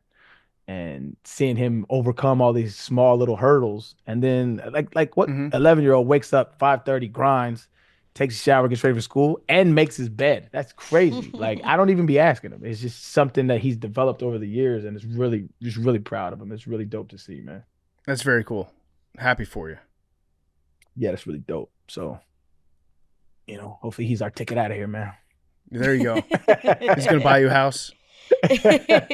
He'll retire you. What'd you do with your first paycheck? I bought my dad a house. I said, Dad, you don't got a podcast no more. All those grinding hours, you don't got to do it no more. That's, if there's a joker, who did that? It was some joke. I forget, it's gonna be a long time ago. He'll be like, the father, man. You need fathers in your life. He grinds with you. He early mornings, late nights, grinding with you. He's there for every single practice, every single Thursday. You finally make it. You make it to the biggest stage of your life, and you get to the microphone. You say, "Thank you, Mom. I love you." This is from my dad. All those mornings he had to rush home from the golf course to get to the podcast on time. Thanks for the trust I know you were struggling, dog, but we did it. No, that's very cool. Very happy for you. Very happy for him. Big T, do we want to talk WNBA? Do I want to? Yeah, because I know you got I know you got some takes. I muted Angel Reese, the word, so it'll never show up on my Twitter ever again. I can't take it anymore. Okay. We can talk about it. Good for the sport?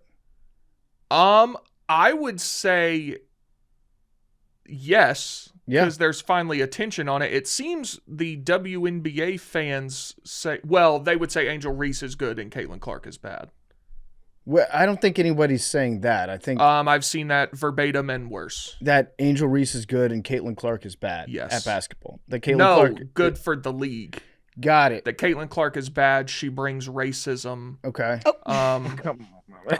Dude, that's not an unpopular opinion among the WNBA fans I have seen. Yes, it is, man. Yes. I've seen it dozens of times. I think that's 12. I think that there might be also it's 24. And those are just if I've seen something about the WNBA 24 times, that means it's pretty prevalent. I think it's probably also like just based on the most outrageous takes in online discourse, and those get amplified. I think that there's definitely an element of jealousy of Caitlin Clark, and race gets brought into it because it's a white player and a black player, and they've had very public confrontations in the past during games. I do think that the WNBA, they do seem to gatekeep their sport more so than most other sports. And I think that a lot of WNBA fans are more here for the positivity of, like, look how powerful and strong all these women are and look at them competing. And they treat it more like that as opposed to more mainstream sports where the popularity of the sport is like based on I love my team and I hate other teams. And I don't think that there's there are a lot of WNBA fans that have a problem with people that have that same mindset. And they ascribe hatred of other teams sometimes towards racism. Caitlin Clark is racist, and her biggest fear is a strong black woman coming at her. She's been jealous of Angel for years now, and she let her anger show on that foul. 100. The WNBA released a statement regarding the Chicago Sky versus Indiana Fever game. Now, do y'all believe us when we say a certain demographic has weaponized Caitlin Clark and using her as a symbol for hate and racism, or do you still think we're lying about that? Has Caitlin Clark ever come out and explicitly condemned the racism that is consuming her fan base? You can just go search these words. There's hundreds of thousands of these tweets. So that is a valid point. So the reason why this is so captivating is because it's a white woman versus a black woman, and it still permeates throughout who and what America is. This is why this is a captivating storyline. This just is what it is. Every time you're going to get a black versus a white athlete, lines get drawn. That's America. And like every time I mention that on this podcast, I get a whole bunch of like, yes, I can't believe it must be sad, Arian, that you see the lens through. Like, bro, I just live in reality. This is what it is. I'm not saying it's right, but that's just how it is. There's a white woman who's nice. She cold as fuck. There's a black woman who's an okay athlete, right? But she represents a certain demographic, and like, I don't think they're nowhere near close. Caitlin Clark's watching her, but it's exciting. She's feisty. She talks shit. She gets in her face. This is what rivalry in sports is about, and it's amplified because they white and they black. See, from what I've seen, what you just said, there's a portion of people who would call that racist, like saying Caitlin Clark is way better than Angel Reese. Big T, you can't take everything you say on the internet seriously. Like, I mean, I don't. I find that notion insane and ridiculous. But there are plenty of people saying that. But you like, there are people that on this podcast will listen to this and be like, Arian's a racist just because I don't know, who gives a shit what they say. It's stupid. Don't pay attention to weird people, bro. It's not a valid critique of the situation. But those are the people perpetuating this conversation, which is fine. And there's no news is bad news, right? There's nothing wrong with, I think, the discourse online if you take it seriously. Like, if you think there's really human beings out here walking that feel Caitlin Clark is racist, like, I think that's a you thing. Like that, like, you go find one in real life. I don't think they're out there. They might be amplified online. There's a lot of clickbait shit that goes on too, dog. And that's why I think Twitter being monetized was one of the worst things I could possibly do, because now you got engagement farming. And so these kind of things, this is always going to happen. Just engage with the actual, like, what's actually happening, the reality of what's happening. America still has a little bit of that in her, and that fuels a lot of sports rivalries. It always has. I love Larry the people. Bird versus Magic Johnson. That's a real thing. I love the people that are saying, imagine if the roles were reversed on this foul. I have imagined what the roles being reversed would look like, and it would be people saying, imagine if the roles were reversed on this foul. Also, that happened to her like 8 times last year. Yeah, and people said, imagine if the roles were reversed. What would the reaction be? It's just, everybody is like, if they're not in the right about something, they make up a scenario that they can argue against to be in the right about. And this looked like a hard foul. Listen, it was a hard foul. Hard fouls happen in basketball. Yeah, and that's what's like they compete. I don't look at it any kind of way. And Kayla Clark actually has came out and said like she's trying to amplify black women, blah blah blah. She actually came out and said that, right? Which her fan base hated that shit, right? She got a bunch of backlash for saying she wanted to amplify black women. Like they hated that shit, which is what fuels the discourse online. Is the fan base can be extremely toxic because white folks be like, "Oh, we got one," right? But then she's pandering to black folks or the woke narrative, right? They hate that shit, and so that continues to fuel the side because I don't think Caitlin Clark feels the way a lot of her fan base feels, and that's going to continue to fuel the fire because the fan bases can be toxic, dog. Like, but like, you don't be paying attention to these motherfuckers, man. Like, nobody thinks she racist, bro. Real people. I didn't Real realize White Boy Rick got into. Oh yeah. I hadn't seen this. Oh yeah, big time. That's hilarious. Because he was What's posting. their boy Rick? He was posting highlight clips of Angel Reese dribbling. He's a guy who works here, and he posted the video where Angel Reese is dribbling the ball like up at her shoulders and gets it taken immediately. Yeah. And he said, she's dribbling that thing at her chin, dog. And there's a bunch of people who have quoted it. This one says, literally 2 million views on a video of some random dude hating on her for dribbling. This is all rooted in racism, and this weird jealousy and hatred towards Reese while she does absolutely nothing is so tiring. And I'm trying to find the original tweet to see how many like retweets it has.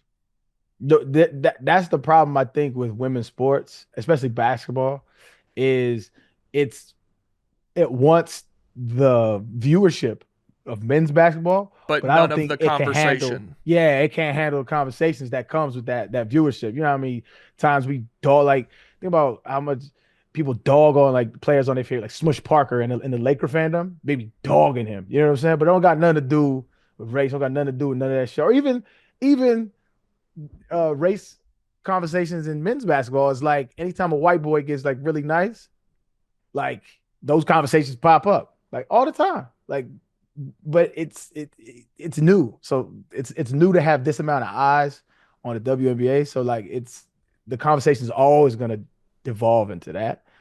Caitlin Clark is nice. She's probably one of the nicest basketball players we've seen in that gender, and I think it's great for the game either way. Like it's gonna continue. Like, do you see that stadium? This shit was packed. It would be if things like this weren't like if the fan base of the WNBA wasn't doing shit like this though. Like if there was a legit like rivalry between Caitlin Clark and Angel Reese and like people were like, yeah, I love Caitlin Clark, I hate Angel Reese, and you could say that and be like, yeah, okay, cool, like then that would be good. But it's every time they play, it's a national race story and then everybody online goes and is like, Caitlin Clark is harboring racism. Well, let me ask you something. Why do you think that is? Why do I think what is? What you just said. Why do you think that is?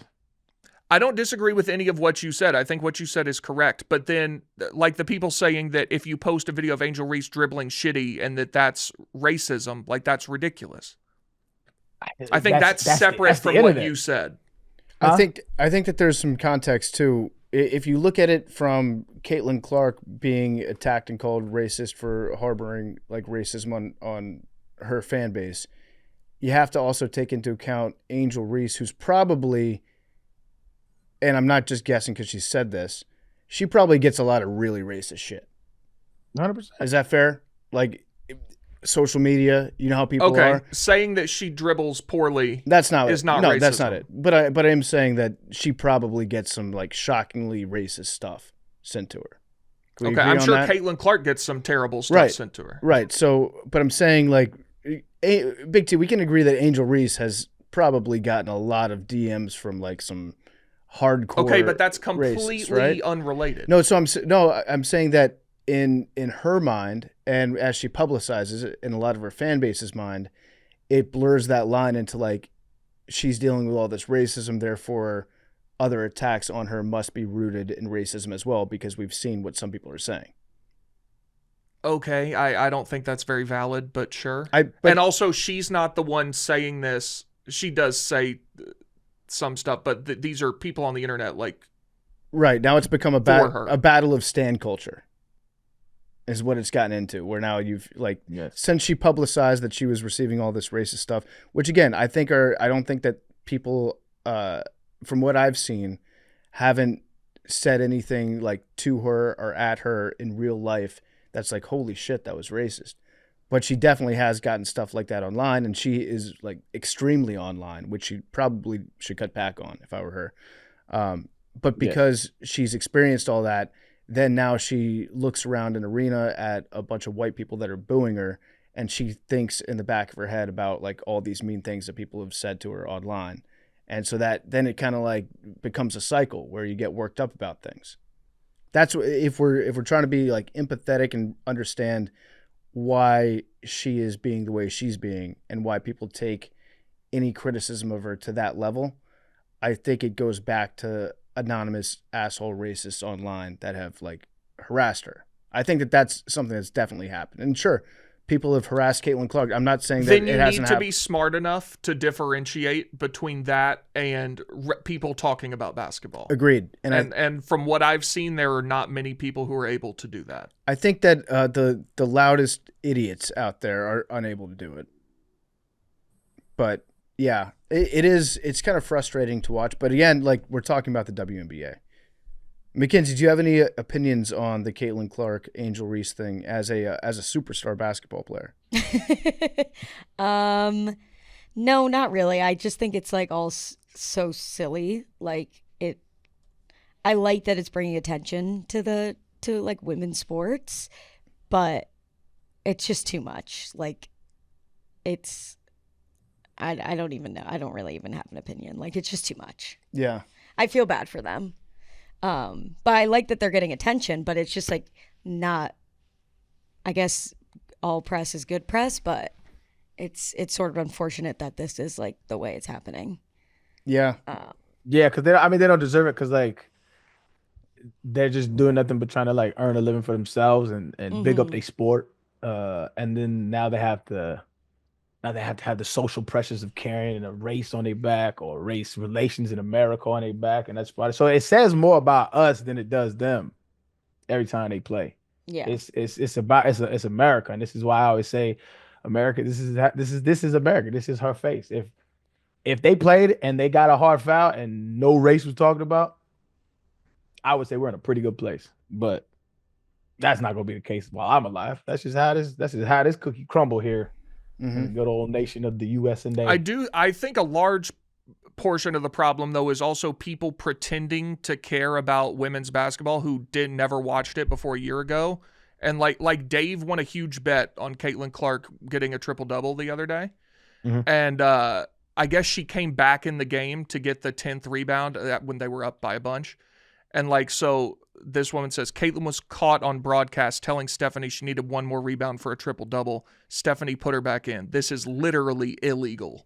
Like, these people have never watched basketball before. They have no idea what they're talking about, and they want to tell you that they are the gatekeepers of the WNBA, which is that's a problem for the WNBA. No, I don't think it is. I think that is proof that the WNBA is growing because you have those silly fucking takes with NBA games. Aisha Curry can't just seen it live. I can't be silent. Gonna talk about it. Like about NBA being ripped. Bro, anytime you have massive amounts of eyes on something, there's gonna be the stupidest fucking takes possible because people are just like this. That's just how people are. I think that's a sign that the WNBA is growing when you get silly ass fucking takes. I'm all for it. Like I said. I should just stay away from the dumbasses and laugh. Like, for instance, your boy, PFT, RG3. Yep. I don't follow him, but my man's Torrey Smith does. I love Torrey Smith. Good dude. I follow Torrey, and Torrey was getting a back and forth spat at RG3. RG3 is a clickbaiter. Like, he do hot takes on Twitter, and he put his wife in the background, knowing she white, right? She's in the background.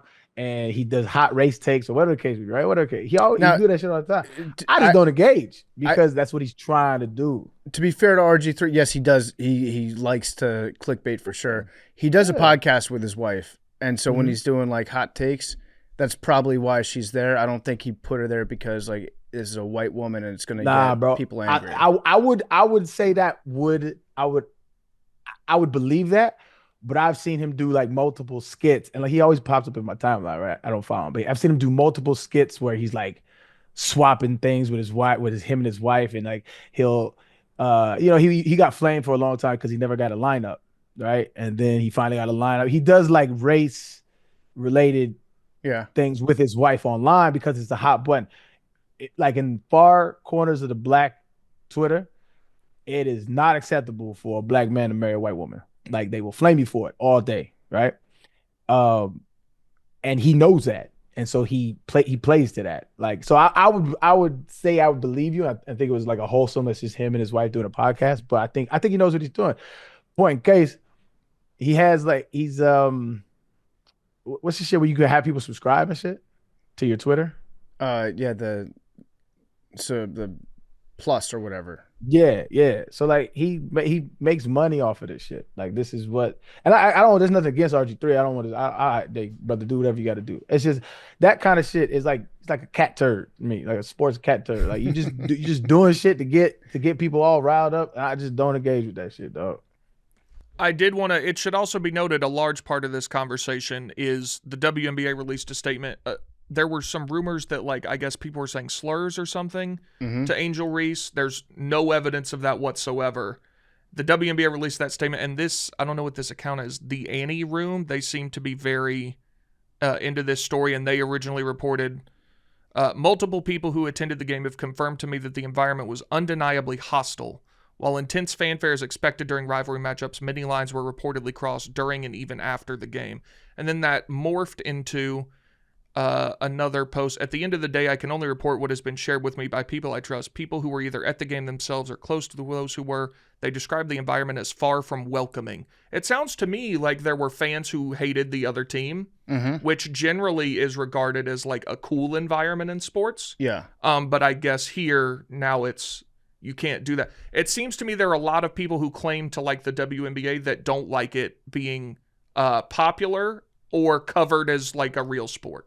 Yeah, so when it comes to sports that have like massive amounts of attention on them, Arian's right in that the bigger you are, the dumber the takes get, and the dumber some of the fans get. But nobody says that about men's sports. There's a lot.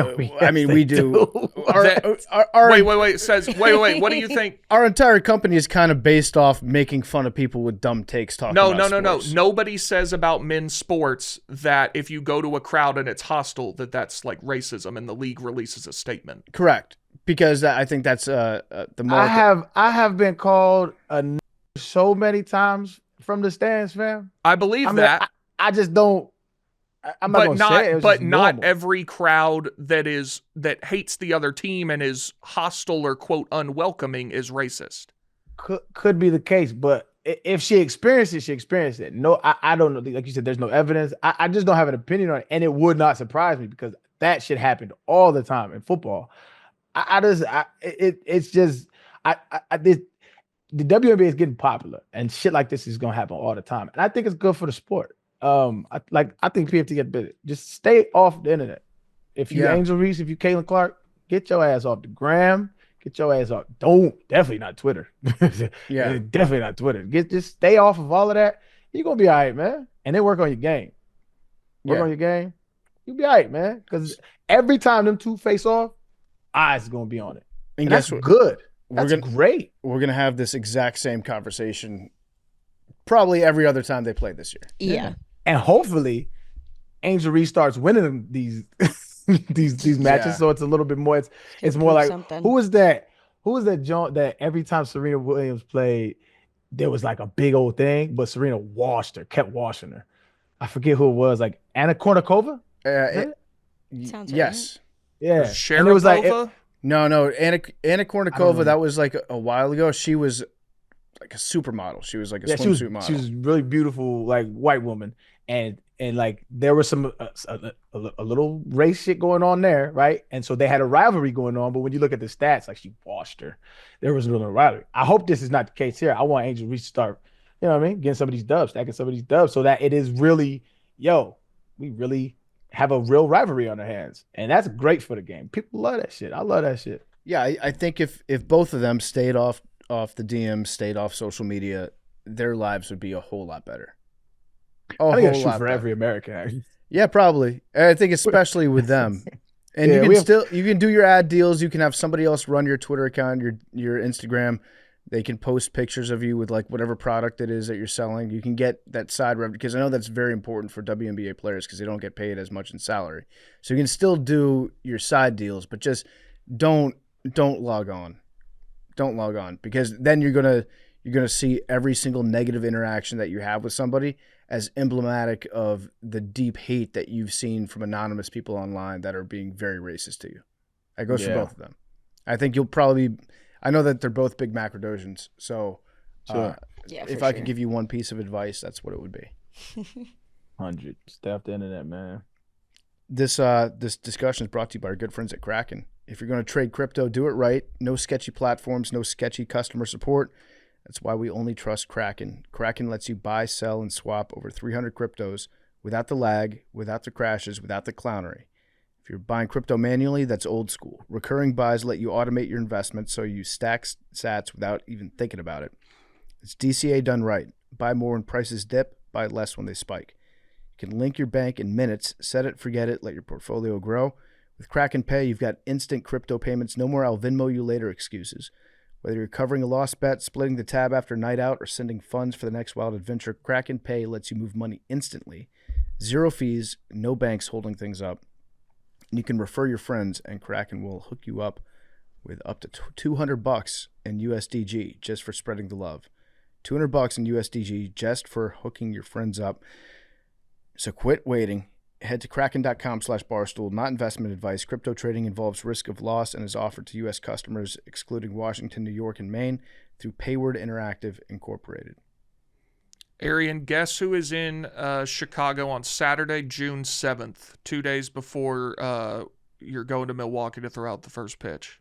Jesus Christ is coming back. Well, he might. The Indiana Fever are here. Ooh. Ooh. That's kind of lit. What are tickets for that game going Yeah, I was for? going to say what they hitting for. Well, they're playing at the United Center. Yeah. You can get in the upper level for $67. Might have to go to that game. I'd go. Just as a fan of sports.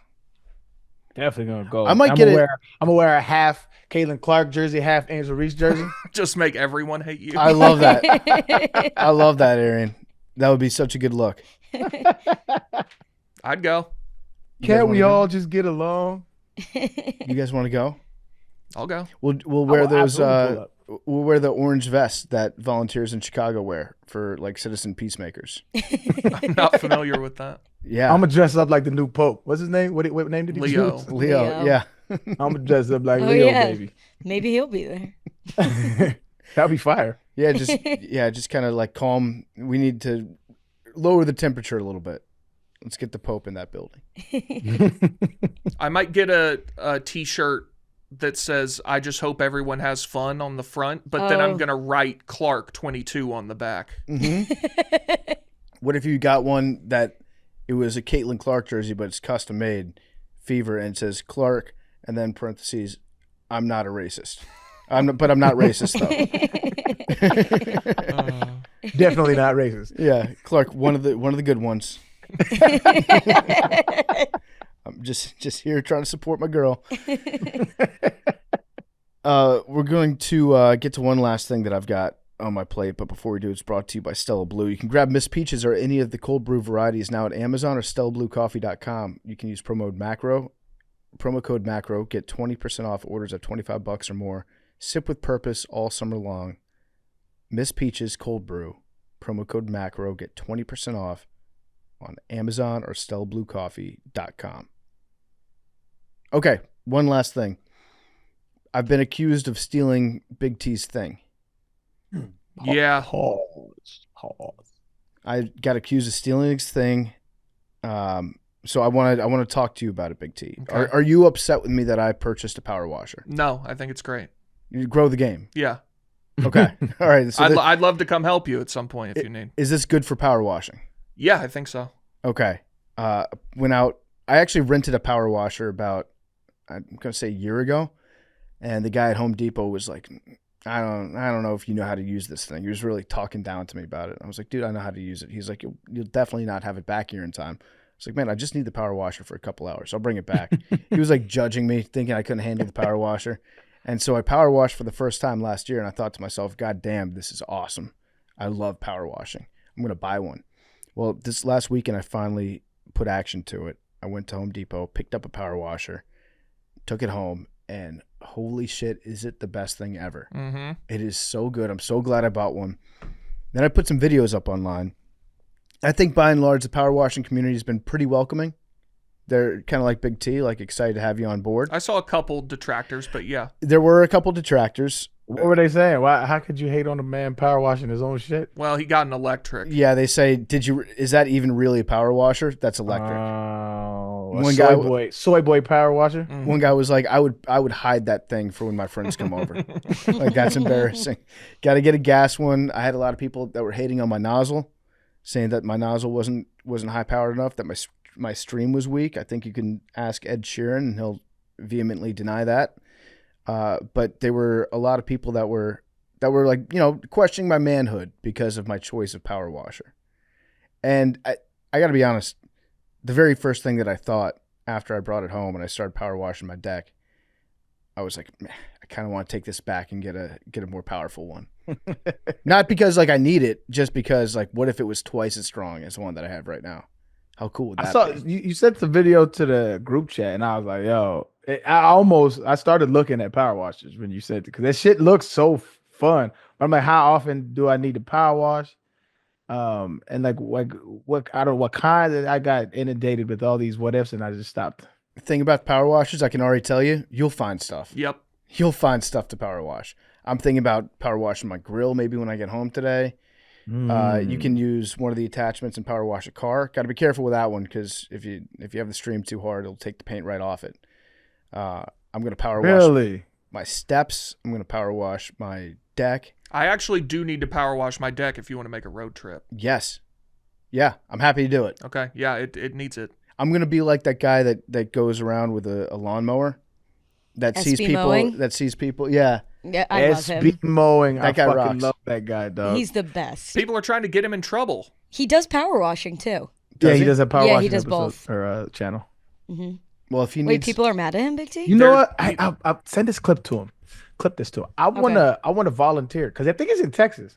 I want to volunteer on one of his little missions. I would help I you would clean up the die. yard, That'd be dog. great. That would be so fun. yeah. Yeah. I would do that shit. No, people aren't mad at him. He's just had a couple videos recently where like the cops came and they were like, you can't do this. And he's like, well, she owns the house and she told me I could. They're Right. like, you can't. What? And they threatened to arrest him.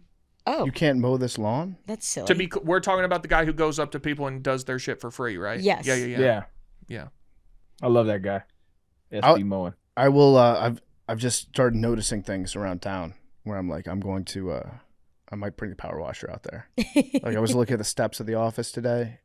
Well, I might bring it to the office. Bring it to the office one day and then can we go to my apartment? Because they Yeah. washed our windows recently and they left a bunch of dirt and shit on my deck. Oh, dude, I'll take care of that in like Yeah. 2 minutes. That'd be great. It'll be awesome. One thing I also did, maybe intentionally in the videos that I put out, missed a spot, Love that. and then some people got really mad about that. You know what you need to do? You need to go back to the steak pictures and do a black and white video of the power wash. Oh yeah, I like that. Well, would that make it pop more?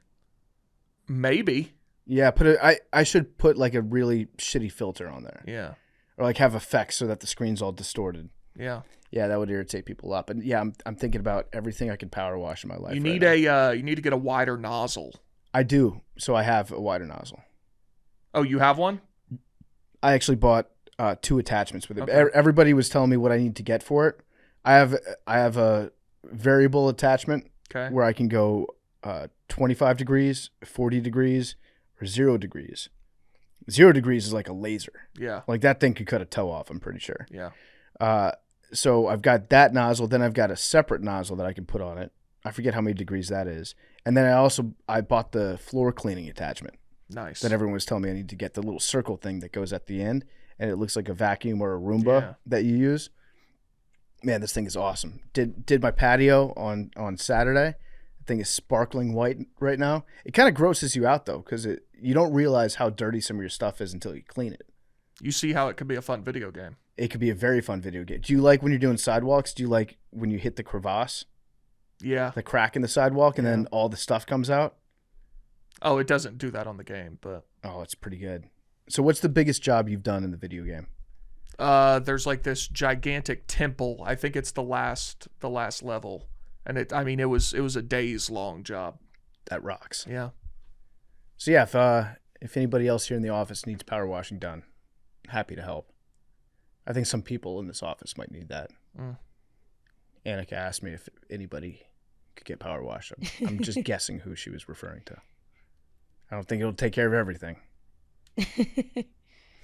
All right. Anything else, guys?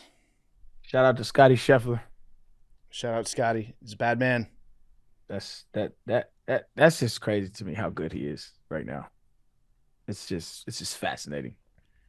It's different. Beautiful. I made the terrible mistake of betting on Bryson when he was tied for the lead on Saturday, and then just waxed by the boogeyman. Yep. Yeah.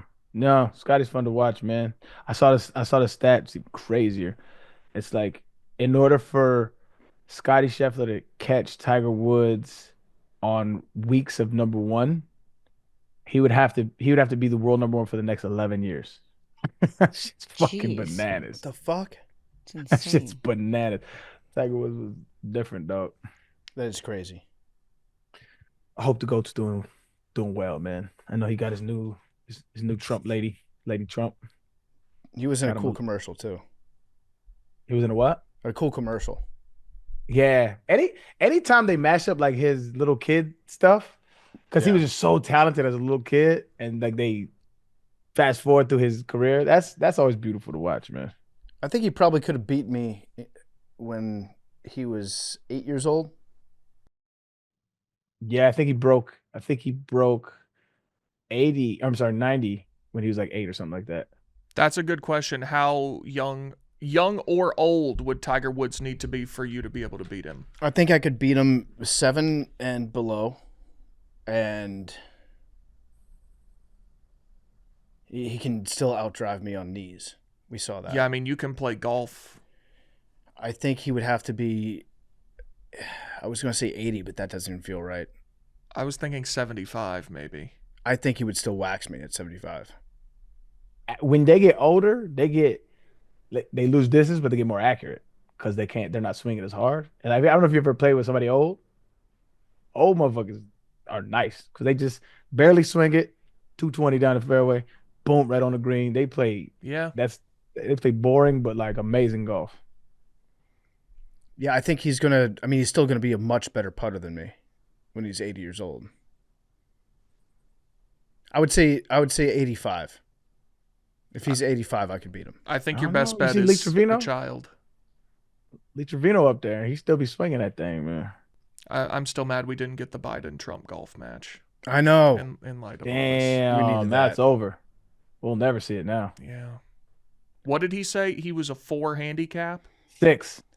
6? Man, of all the things 6. he ever said, that's by far the most ridiculous. Yeah, he's definitely lying. Yeah, that was a lie. That was a lie. I've seen it swing. You're not a 6. He's not a 6. He might not be a 6D. I would have. I don't know. 60. Yeah, he's probably better than 60, but 6 is. That's 6. Shooting a 130. I don't know that he's shooting a 130. I'm not now. During the time of the. Man, well, this was only. This was a year ago. This was a year ago. I know you may be right. I don't know. that was some funny shit though. That was probably the best part of the entire debate. And Trump should have made him do it. Trump should have been like 1,000%. We're doing that right now. Let's go do it. That would be the most highly watched thing of all time. It would have been incredible. That'd have been fun to watch. We can still do it. Nah, Biden's on his way out, man. That Macrodosing Grim Reaper's he's knocking. I saw some guy who said he has the exact same cancer as Biden and it's metastasized to his bones, and he thinks he's going to die like this summer. My grandpa died of prostate cancer. That's a wild thing to like post online. Like, heads up, I've got the same thing. I'm probably out in a couple months. Yeah. So he's definitely lying. Yeah. Well, no, I think he was saying like that it's a bad deal. It is a bad deal. No, he's saying it's wild to say. Oh yeah. No, this guy looked pretty sick. Yeah, just in his picture. What was a video? Yeah, Oh, prostate cancer I is got an update it's a on bad one. There was this lady I clicked. I was on Instagram, and I think she like liked my comment or something, and her picture looked interesting to me, so I clicked it, and she was going through cancer, and so I just like randomly just donated to her GoFundMe, and so like I randomly get updates on how she's doing now, and every now and then I'll drop some in, but it's like she's not doing too well, so I was kind of sad. I got that email the other day. Oh, Yeah, so I hope she's doing better. that's nice of you. Yes, I ain't gonna die with it, man. All right, well, we will see you guys on Thursday. Do you guys want to do Rob Ford? No, I'm gonna be honest, fam. I mean, there's so much stuff Guys, there. keep it honest. I won't have much to contribute, and I'm not that interested in that guy. Okay. What if we did something Canadian? What Canadian thing? I don't know. If anybody listens in Canada, what are the most prevalent? I think we lost Arian again. Hockey? I think Arian's No, out in Canada. I'm okay with Canadian. I just brought Rob. That is. Are there any conspiracies in Canada that we don't have here? Yeah, that Justin Trudeau is Fidel Castro's son. We have that here. Okay. That's well covered. I do see a Canadian lot of pictures that make me think. All right, well, we're not going to do Rob Ford. Major announcement, major show announcement. Sorry, but like if you wanted like separately, it's like, hey, the plain facts with PFT, and just go off about Rob Ford, and hey, just take 15 minutes and just empty the clip. All right, well, we will see you guys on Thursday. Macrodosing. Love you guys.